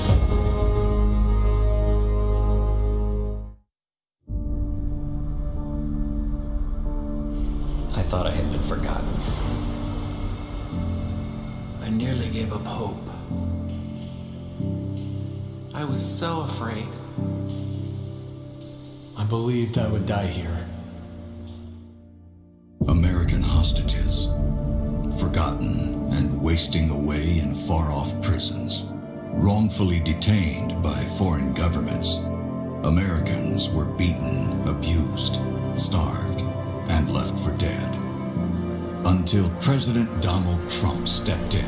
The 3 American hostages finally back on U.S. soil after being held captive in North Korea. We're following some breaking news in Turkey, where an American pastor, Andrew Brunson, has been released. An American jailed in Egypt is back in the U.S. this morning after an intervention by the Trump administration. A tough and skilled negotiator, President Trump successfully won the release of detainees and prisoners, among the most of any president in American history.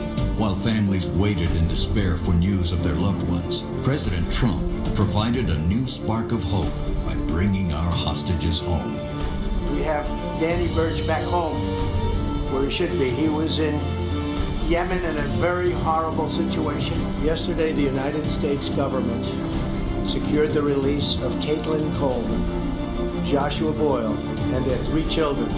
Today, we are bringing home another American citizen. We just had news that Turkey released a prisoner that we were trying to get to the United States. Under this administration, America has not and will not turn its back on our people. President Trump will bring them home.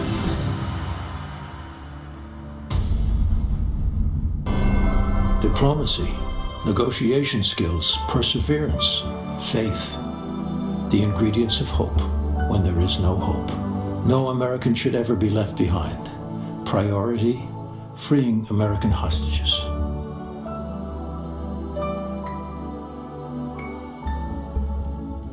We have 6 incredible people who were held hostage by various countries, and I'm very pleased to let everybody know that we brought back over 50 hostages from 22 different countries.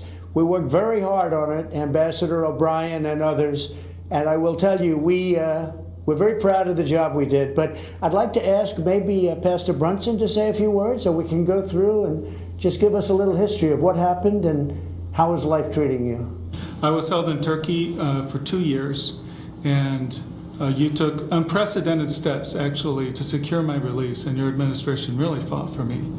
And I think if you hadn't done that, I may still be in Turkey.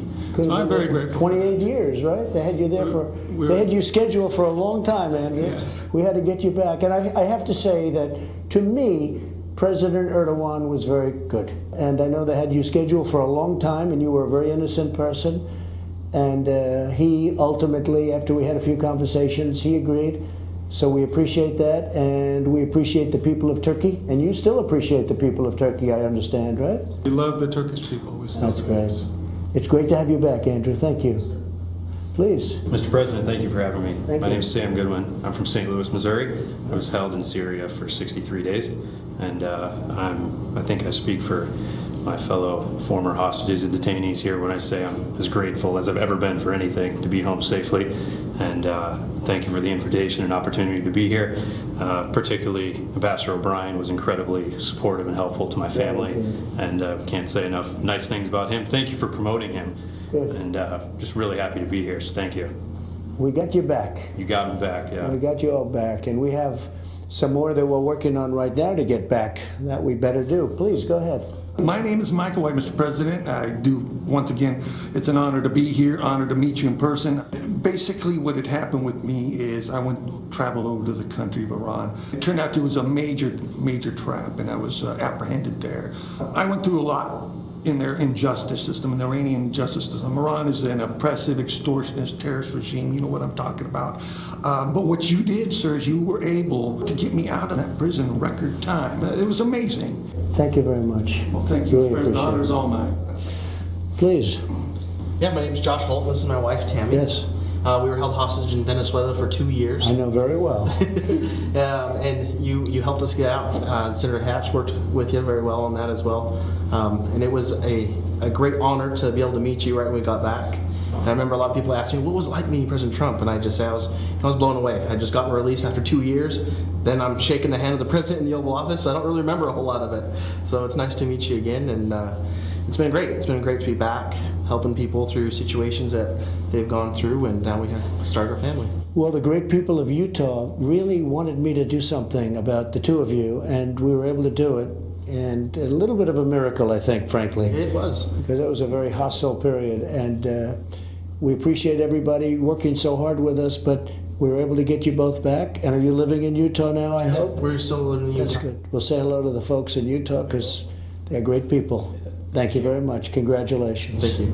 Please.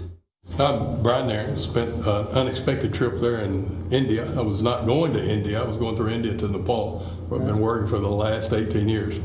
But on behalf of my family and myself, thank you, President Trump, for getting us out and getting us home. The darkest moment of our whole time together, your letter to my wife came. And it really gave her the hope and the peace. And that's great. From that time forward, as more people got involved, especially the ambassador there in India, things became more peaceful, and the hope was there for the last 4 months that we really would get to come home, because they had planned on keeping me for 3 to 5 years. The original charge thing was 3 to 5 years, right, and that was cleared, and then they came up with new charges to do a 7-year term. Well, India responded very well to my request. Good. So we appreciate that. And I appreciate everything y'all did. Thank you all for being with us. We have a few more people we want to get back, and we will get them back, and they'll be back very soon. Thank you very much. Appreciate it. Great stories.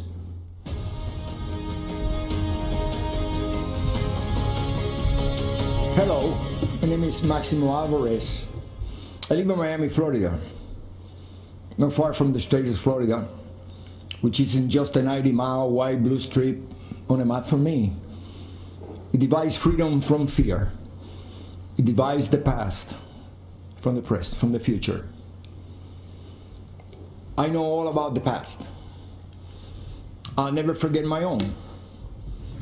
My family has fled totalitarianism and communism more than once.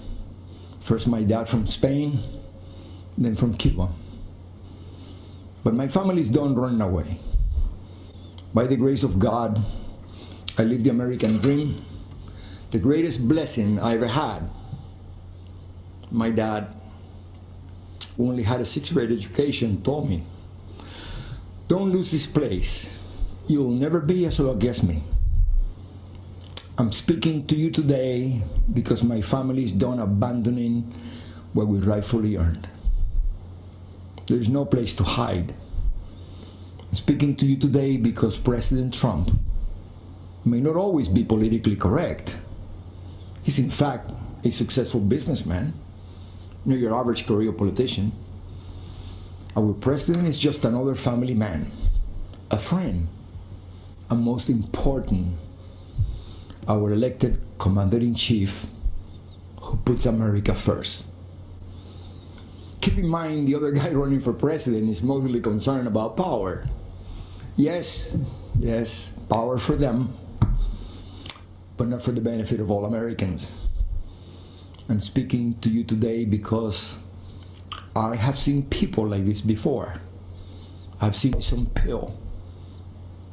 If you have a chance, go to the Freedom Tower in Miami. Stop and listen.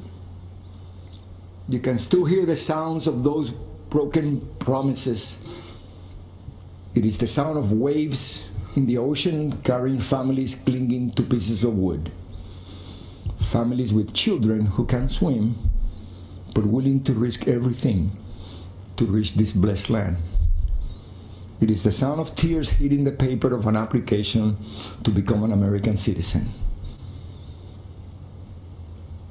Most heard and liked the promises, but soon after, they experienced the reality. Look at them, listen to them, learn the truth. Those false promises: spread the wealth, free education, free health care, defund the police, trust the socialist state more than your family and your community. They don't sound radical to my ears. They sound familiar. And Fidel Castro was asked if he was a communist. He said he was a Roman Catholic. He knew he had to hide the truth. But the country I was born in is gone, totally destroyed. When I watch the news in Seattle, Chicago, Portland, and other cities, when I see the history being rewritten, when I hear the promises, I've heard echoes of the former life I never wanted to hear again. I see shadows I thought I had outrun. My parents only wanted one person to decide my fate, me. Not some party member, not some government official, not some bureaucrat. In America, I would decide my own future. I am so grateful to America, the place where I was able to build my American dream through hard work and determination. President Trump knows that the American story was written by people just like you and I, who love our country and take risks to build a future for our families and neighbors. I may be a Cuban-born, but I am 100% American. This is the greatest country in the world. And I said this before. If I gave away everything that I have today, it would not equal 1% of what I was given when I came to this great country of ours. The gift of freedom.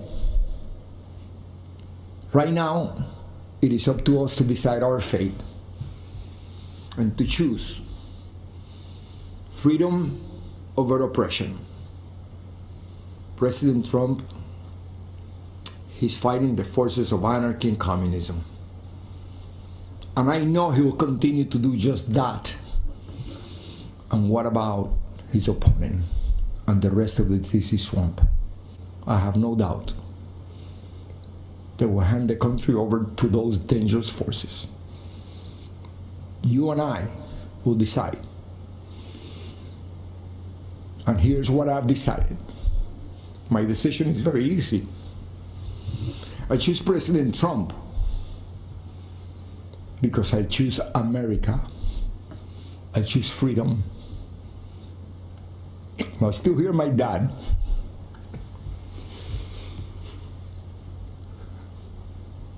There is no other place to go. Thank you, and may the good Lord bless America.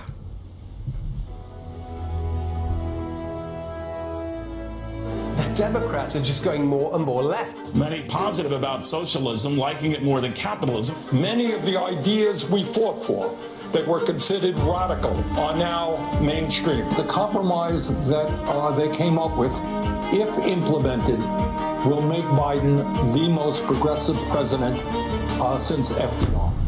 The radical left has taken over the Democratic Party, and Joe Biden is marching in lockstep with them. Biden and the far left are promising to crush middle-class families with trillions in new taxes. If you elect me, your taxes are going to be raised, not cut. Promising amnesty and health care for 11 million illegal immigrants. Citizenship for 11 million undocumented folks. Promising to shut down energy exploration, killing jobs, and hurting America's economy. I guarantee we're going to end fossil fuel. In Joe Biden's America, the radical left get whatever they want, and you get to pay for it.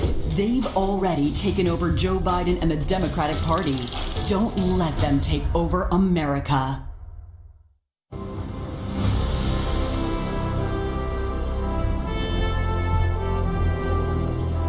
Good evening. I'm Nikki Haley, and it's great to be back at the Republican National Convention. I'll start with a little story. It's about an American ambassador to the United Nations, and it's about a speech she gave to this convention. She called for the re-election of the Republican president she served, and she called out his Democratic opponent, a former vice president from a failed administration. That ambassador said, and I quote, "Democrats always blame America first. The year was 1984. The president was Ronald Reagan, and Ambassador Jeane Kirkpatrick's words are just as true today. Joe Biden and the Democrats are still blaming America first. Donald Trump has always put America first, and he has earned 4 more years as president. It was an honor of a lifetime to serve as the United States ambassador to the United Nations. Now, the UN is not for the faint of heart. It's a place where dictators, murderers, and thieves denounce America and then put their hands out and demand that we pay their bills. Well, President Trump put an end to all of that. With his leadership, we did what Barack Obama and Joe Biden refused to do. We stood up for America, and we stood against our enemies. Obama and Biden let North Korea threaten America. President Trump rejected that weakness, and we passed the toughest sanctions on North Korea in history. Obama and Biden let Iran get away with murder and literally sent them a plane full of cash. President Trump did the right thing and ripped up the Iran nuclear deal. Obama and Biden led the United Nations to denounce our friend and ally, Israel. President Trump moved our embassy to Jerusalem, and when the UN tried to condemn us, I was proud to cast the American veto. This president has a record of strength and success. The former vice president has a record of weakness and failure. Joe Biden is good for Iran and ISIS, great for communist China, and he's a godsend to everyone who wants America to apologize, abstain, and abandon our values. Donald Trump takes a different approach. He's tough on China, and he took on ISIS and won, and he tells the world what it needs to hear. At home, the president is the clear choice on jobs and the economy. He's moved America forward, while Joe Biden has held America back. When Joe was VP, I was governor of the great state of South Carolina. We had a pretty good run. Manufacturers of all kinds flocked to our state from overseas, creating tens of thousands of American jobs. People were referring to South Carolina as the beast of the Southeast, which I loved. Everything we did happened in spite of Joe Biden and his old boss. We cut taxes, they raised them. We slashed red tape, they piled on more mandates. And when we brought in good-paying jobs, Biden and Obama sued us. I fought back, and they gave up. A Biden-Harris administration would be much, much worse. Last time, Joe's boss was Obama. This time, it would be Pelosi, Sanders, and the squad. Their vision for America is socialism, and we know that socialism has failed everywhere. They want to tell Americans how to live and what to think. They want a government takeover of health care. They want to ban fracking and kill millions of jobs. They want massive tax hikes on working families. Joe Biden and the socialist left would be a disaster for our economy. But President Trump is leading a new era of opportunity. Before Communist China gave us the coronavirus, we were breaking economic records left and right. The pandemic has set us back, but not for long. President Trump brought our economy back before, and he will bring it back again. There's one more important area where our president is right. He knows that political correctness and cancel culture are dangerous and just plain wrong. In much of the Democratic Party, it's now fashionable to say that America is racist. That is a lie. America is not a racist country. This is personal for me. I am the proud daughter of Indian immigrants.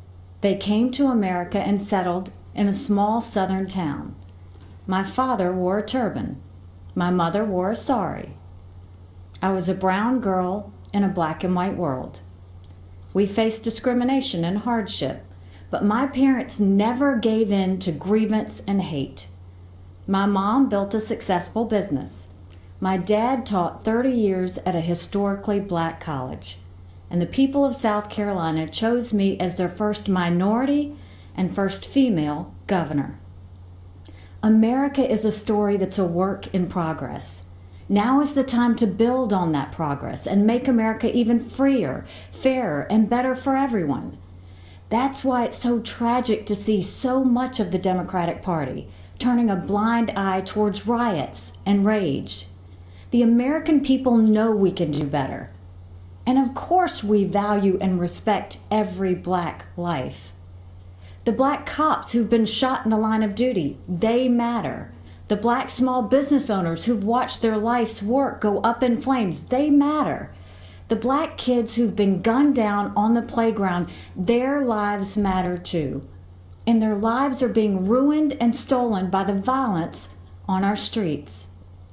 It doesn't have to be like this. It wasn't like this in South Carolina 5 years ago. Our state came face to face with evil. A white supremacist walked into Mother Emanuel Church during Bible study. 12 African Americans pulled up a chair and prayed with him for an hour. Then he began to shoot. After that horrific tragedy, we didn't turn against each other. We came together, black and white, Democrat and Republican. Together we made the hard choices needed to heal and removed a divisive symbol peacefully and respectfully. What happened then should give us hope now. America isn't perfect, but the principles we hold dear are perfect. There's one thing I've learned. It's that even on our worst day, we are blessed to live in America. It's time to keep that blessing alive for the next generation. This president and this party are committed to that noble task. We seek a nation that rises together, not falls apart in anarchy and anger. We know that the only way to overcome America's challenges is to embrace America's strengths. We are striving to reach a brighter future where every child goes to a world-class school chosen by their parents, where every family lives in a safe community with good jobs, where every entrepreneur has the freedom to achieve and inspire, where every believer can worship without fear and every life is protected, where every girl and boy, every woman and man of every race and religion has the best shot at the best life. In this election, we must choose the only candidate who has and who will continue delivering on that vision. President Trump and Vice President Pence have my support, and America has our promise. We will build on the progress of our past and unlock the promise of our future. That future starts when the American people re-elect President Donald Trump. Thank you, good night, and may God always bless America.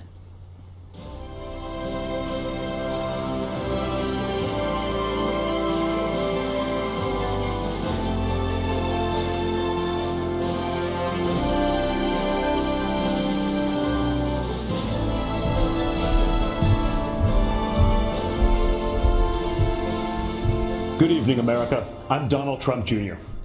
We're here tonight to talk about the great American story, to talk about this country we all love, this land of promise and opportunity, of heroes and greatness. Just a few short months ago, we were seeing the American dream become a reality for more of our citizens than ever before. The greatest prolonged economic expansion in American history, the lowest unemployment rate in nearly 50 years, the lowest unemployment rates ever for Black Americans, Hispanic Americans, women, and pretty much every other demographic group. And then, courtesy of the Chinese Communist Party, the virus struck. The president quickly took action and shut down travel from China. Joe Biden and his Democrat allies called my father a racist and a xenophobe for doing it. They put political correctness ahead of the safety and security of the American people. Fortunately, as the virus began to spread, the president acted quickly and ensured ventilators got to hospitals that needed them most. He delivered PPE to our brave frontline workers, and he rallied the mighty American private sector to tackle this new challenge. There's more work to do, but there is a light at the end of the tunnel. Job gains are outpacing what the so-called experts expected. But Biden's radical left-wing policies would stop our economic recovery cold. He's already talking about shutting the country down again. It's madness.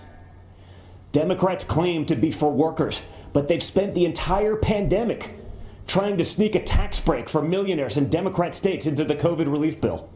Then they attacked my father for suspending the payroll tax for middle-class workers. In fact, if you think about it, Joe Biden's entire economic platform seems designed to crush the working man and woman. He supported the worst trade deals in the history of the planet. He voted for the NAFTA nightmare. Down the tubes went our auto industry. He pushed for TPP. Goodbye, manufacturing jobs. Beijing Biden is so weak on China that the intelligence community recently assessed that the Chinese Communist Party favors Biden.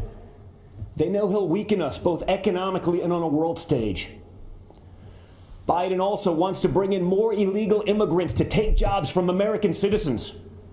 His open border policies would drive wages down for Americans at a time when low-income workers were getting real wage increases for the first time in modern history.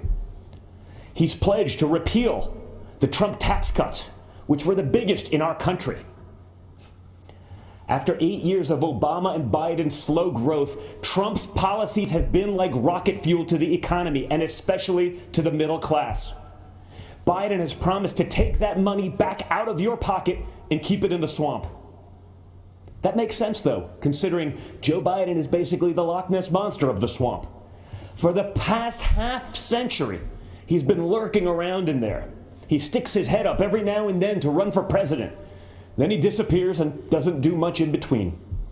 So if you're looking for hope, look to the man who did what the failed Obama-Biden administration never could do and built the greatest economy our country has ever seen. And President Trump will do it again. We will be stronger than ever because when we put our mind to it, there is no obstacle that America can't surmount. Except there's a difference this time. In the past, both parties believed in the goodness of America. We agreed on where we wanted to go. We just disagreed on how to get there. This time, the other party is attacking the very principles on which our nation was founded. Freedom of thought, freedom of speech, freedom of religion, the rule of law. Thomas Jefferson famously said, "I have sworn upon the altar of God eternal hostility against every form of tyranny over the mind of man." Our founders believed there was nothing more important than protecting our God-given right to think for ourselves. Now, the left, they're trying to cancel all of those founders. They don't seem to understand this important principle. In order to improve in the future, we must learn from our past, not erase it. So we're not going to tear down monuments and forget the people who built our great nation. Instead, we will learn from our past so we don't repeat any mistakes.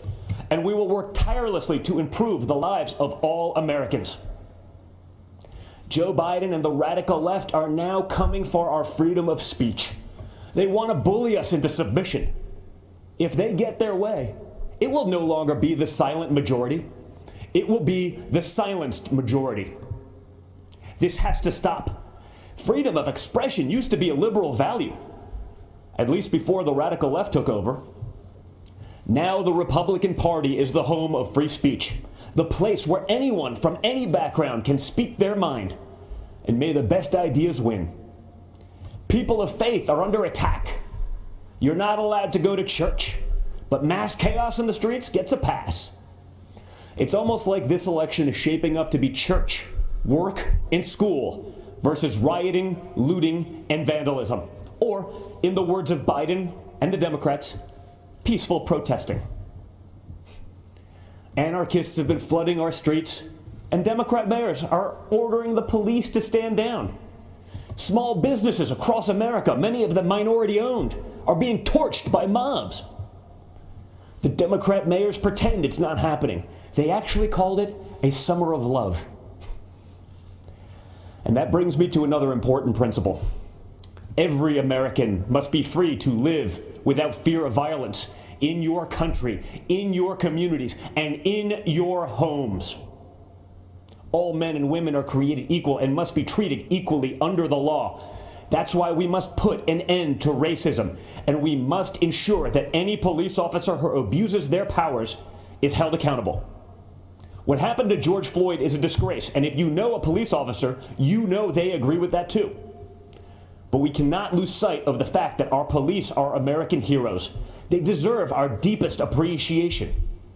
Because no matter what the Democrats say, you and I both know when we dial 911, we don't want it going to voicemail. So defunding the police is not an option. Everything starts with safety and security. You can't have anything else without it.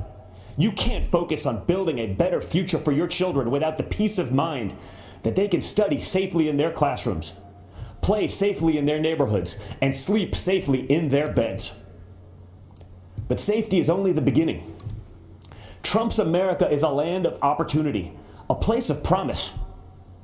I was fortunate enough to grow up in a family that could afford the best schools and the finest universities. But a great education cannot be the exclusive right of the rich and powerful. It must be accessible to all. And that's why my dad is pro-school choice. That's why he's called education access the civil rights issue, not just of our time, but of all time. It is unacceptable that too many African American and Hispanic American children are stuck in bad schools just because of their zip code. Donald Trump will not stand for it. If Democrats really wanted to help minorities and underserved communities, instead of bowing to big money union bosses, they'd let parents choose what school is best for their kids. They'd limit immigration to protect American workers. They'd support the police who protect our neighborhoods. They'd learn how to negotiate trade deals that prioritize America's interests for a change. They'd end the endless wars and quit sending our young people to solve problems in foreign lands. They'd cut taxes for families and workers. They'd create opportunity zones that drive investment into inner cities. In other words, if Democrats cared for the forgotten men and women of our country, they'd do exactly what President Trump is doing. America is the greatest country on earth, but my father's entire worldview revolves around the idea that we can always do even better. Imagine the life you want to have, one with a great job, a beautiful home, a perfect family. You can have it. Imagine the country you want to live in, one with true equal opportunity, where hard work pays off and justice is served with compassion and without partiality. You can have it. Imagine a world where the evils of communism and radical Islamic terrorism are not given a chance to spread, where heroes are celebrated and the good guys win. You can have it. That is the life. That is the country. That is the world that Donald Trump and the Republican Party are after. And yes, you can have it. Because unlike Joe Biden and the radical left Democrats, our party is open to everyone. It starts by rejecting radicals who want to drag us into the dark and embracing the man who represents a bright and beautiful future for all. It starts by re-electing Donald J. Trump, President of the United States. Thank you, and God bless America.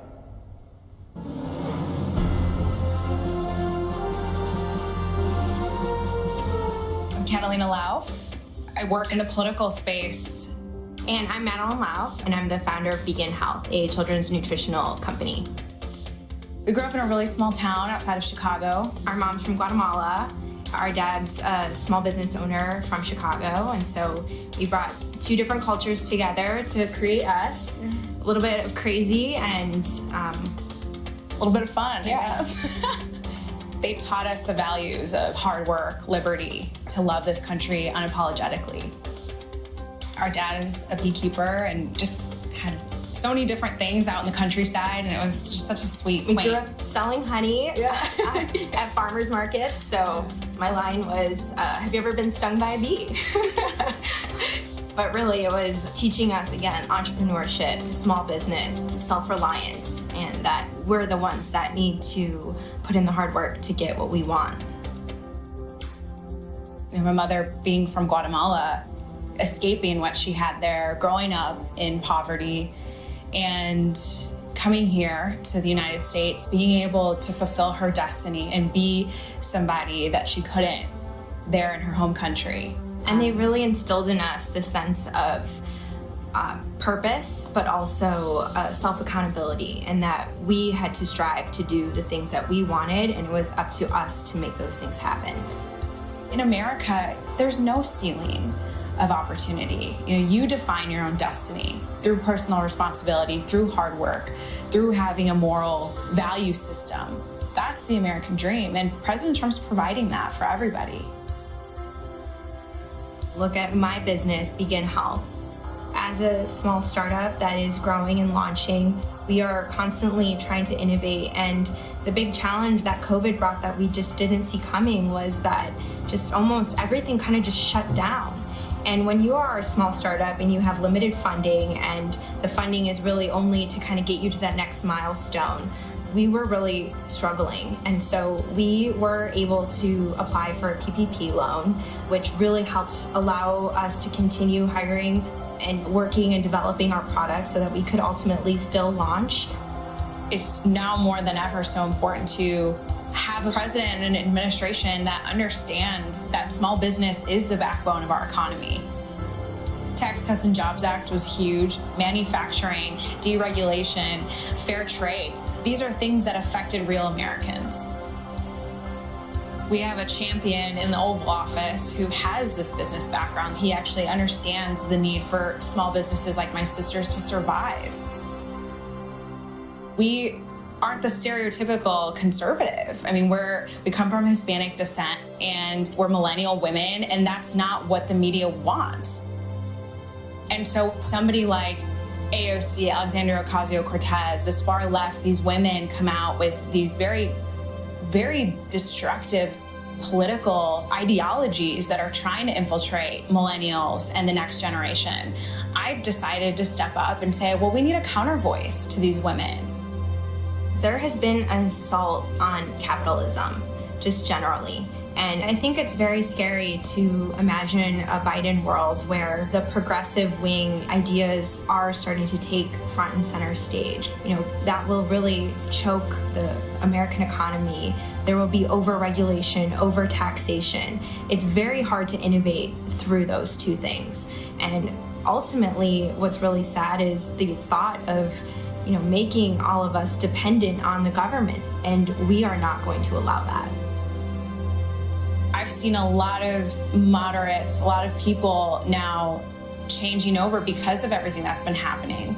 This is a taste of Biden's America. I mean, the rioting, the crime, freedom is at stake now, and this is going to be the most important election of our lifetime. We want to preserve the America that our mother came here for. Having a thriving economy, that is keeping America great, and President Trump has delivered on that promise. He's truly fighting for the American people. We're the greatest country in the world, period. On our worst day, we're still the greatest country in the world. And in order to preserve that, it's by putting America first, having a thriving economy, having happiness.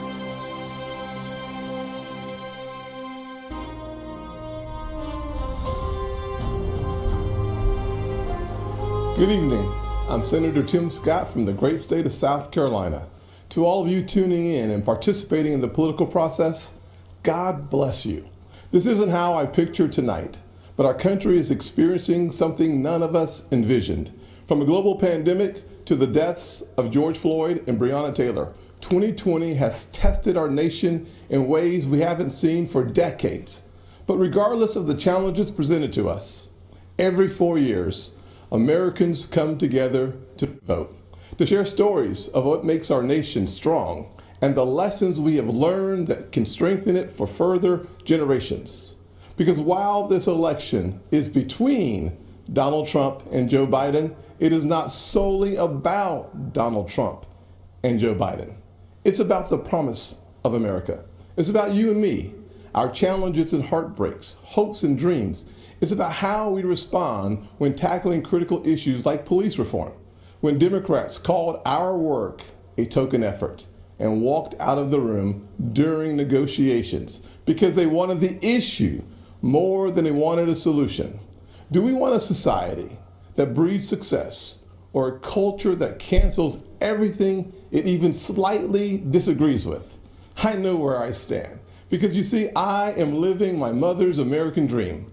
My parents divorced when I was 7 years old, and we moved in with my grandparents into a 2-bedroom home with me, my mom, and my brother sharing a room and one bed. My mom worked 16 hours a day to keep food on the table and a roof over our heads. She knew that if we could find the opportunity, bigger things would come. I thought I had to use football to succeed in life, and my focus on academics faded away. My freshman year, I failed out. I failed 4 subjects: Spanish, English, world geography, and even civics. Trust me though, after 7 years in the Senate, I know I'm not the only one in Congress who failed civics. But even while I was failing the 9th grade, my mother always said to me, "Timmy, if you would just shoot for the moon, even if you miss, you'll be among the stars." She never lost faith in me, even when I lost faith in myself. Because of her encouragement, I went to summer school and caught up. The next year, I met my mentor, John Moniz, a Chick-fil-A operator. John saw something in me that I could not see in myself and started teaching me valuable life lessons. Like having a job would be a good thing, but creating jobs would be even better. That having an income could change my lifestyle, but creating a profit could change my community. He planted the seeds of what would become Opportunity Zones. This initiative that the president and I worked together on is now bringing more than $75 billion of private sector investment into distressed communities. I took those lessons to heart and started putting the pieces of my life back together. I realized a quality education is the closest thing to magic in America. That's why I fight to this day for school choice, to make sure every child in every neighborhood has a quality education. I don't care if it's a public, private, charter, virtual, or a homeschool. When a parent has a choice, their kid has a better chance. And the president has fought alongside me on that. Later in life, I started my own small business. That's why I know it is critical for us to have a tax code that encourages growth. We actually saw revenues to the Treasury increase after we lowered taxes in 2017. Rest assured, the Democrats do not want you to know that. After starting my small business and spending some time in local government, I decided to run for Congress in 2010. The district is based in Charleston, South Carolina, where the Civil War started, against a son of our legendary Senator, Strom Thurmond. You may be asking yourself, how does a poor black kid from a single-parent household run and win in a race crowded with Republicans against a Thurmond? Because of the evolution of the Southern heart. In an overwhelmingly white district, the voters judged me not on the color of my skin, but on the content of my character. We live in a world that only wants you to believe in the bad news, racially, economically, and culturally polarizing news. The truth is, our nation's arc always bends back towards fairness. We are not fully where we want to be, but I thank God Almighty, we are not where we used to be. We are always striving to be better. When we stumble, and we will, we pick ourselves back up and try again. We don't give in to cancel culture or the radical and factually baseless belief that things are worse today than in the 1860s or the 1960s. We have work to do, but I believe in the goodness of America, the promise that all men and all women are created equal. And if you're watching tonight, I'm betting you do too. Over the past 4 years, we have made tremendous progress towards that promise. President Trump built the most inclusive economy ever. 7 million jobs created pre-COVID-19, and 2/3 of them went to women, African Americans, and Hispanics. The first new major effort to tackle poverty in a generation, opportunity zones. We put hard-earned tax dollars back in people's pockets by cutting their taxes, especially for single-parent households like the one I grew up in, cutting single mothers' taxes 70% on average. President Trump supported these tax cuts for those single moms and other working families and signed these policies into law, and our nation is better off for it. So, I'm going to ask you, the American people, not to simply look at what the candidates say, but to look back at what they've done. This election is about your future, and it is critical to paint a full picture of the records of Donald Trump and Joe Biden. Joe Biden said if a black man didn't vote for him, he wasn't truly black. Joe Biden said black people are a monolithic community. It was Joe Biden who said poor kids can be just as smart as white kids. And while his words are one thing, his actions take it to a whole new level. In 1994, Biden led the charge on a crime bill that put millions of black Americans behind bars. President Trump's criminal justice reform law fixed many of the disparities Biden created and made our system more fair and just for all Americans. Joe Biden also failed our nation's historically black colleges and universities, heaping blame on them as they fought to ensure our young folks had access to higher education.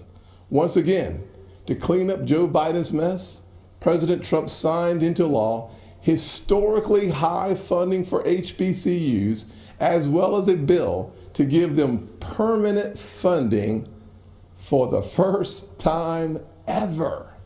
And now Joe Biden wants to come for your pocketbooks. Unless, of course, you're a blue state millionaire. I'm serious. That's one of their solutions for the pandemic. They want to take more money from your pocket and give it to Manhattan elites and Hollywood moguls so they get a tax break. Republicans, however, passed President Trump's once-in-a-generation tax reform bill that lowered taxes for single moms, working families, and those in need. So when it comes to what Joe Biden says he'll do, look at his actions. Look at his policies. Look at what he already did and what he didn't do while he's been in Washington for 47 years. Ladies and gentlemen, people don't always see those failures because they think we're having a policy debate on two sides of an issue. That is not what is happening.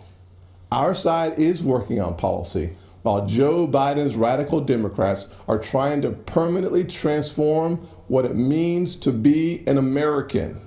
Make no mistake, Joe Biden and Kamala Harris want a cultural revolution, a fundamentally different America.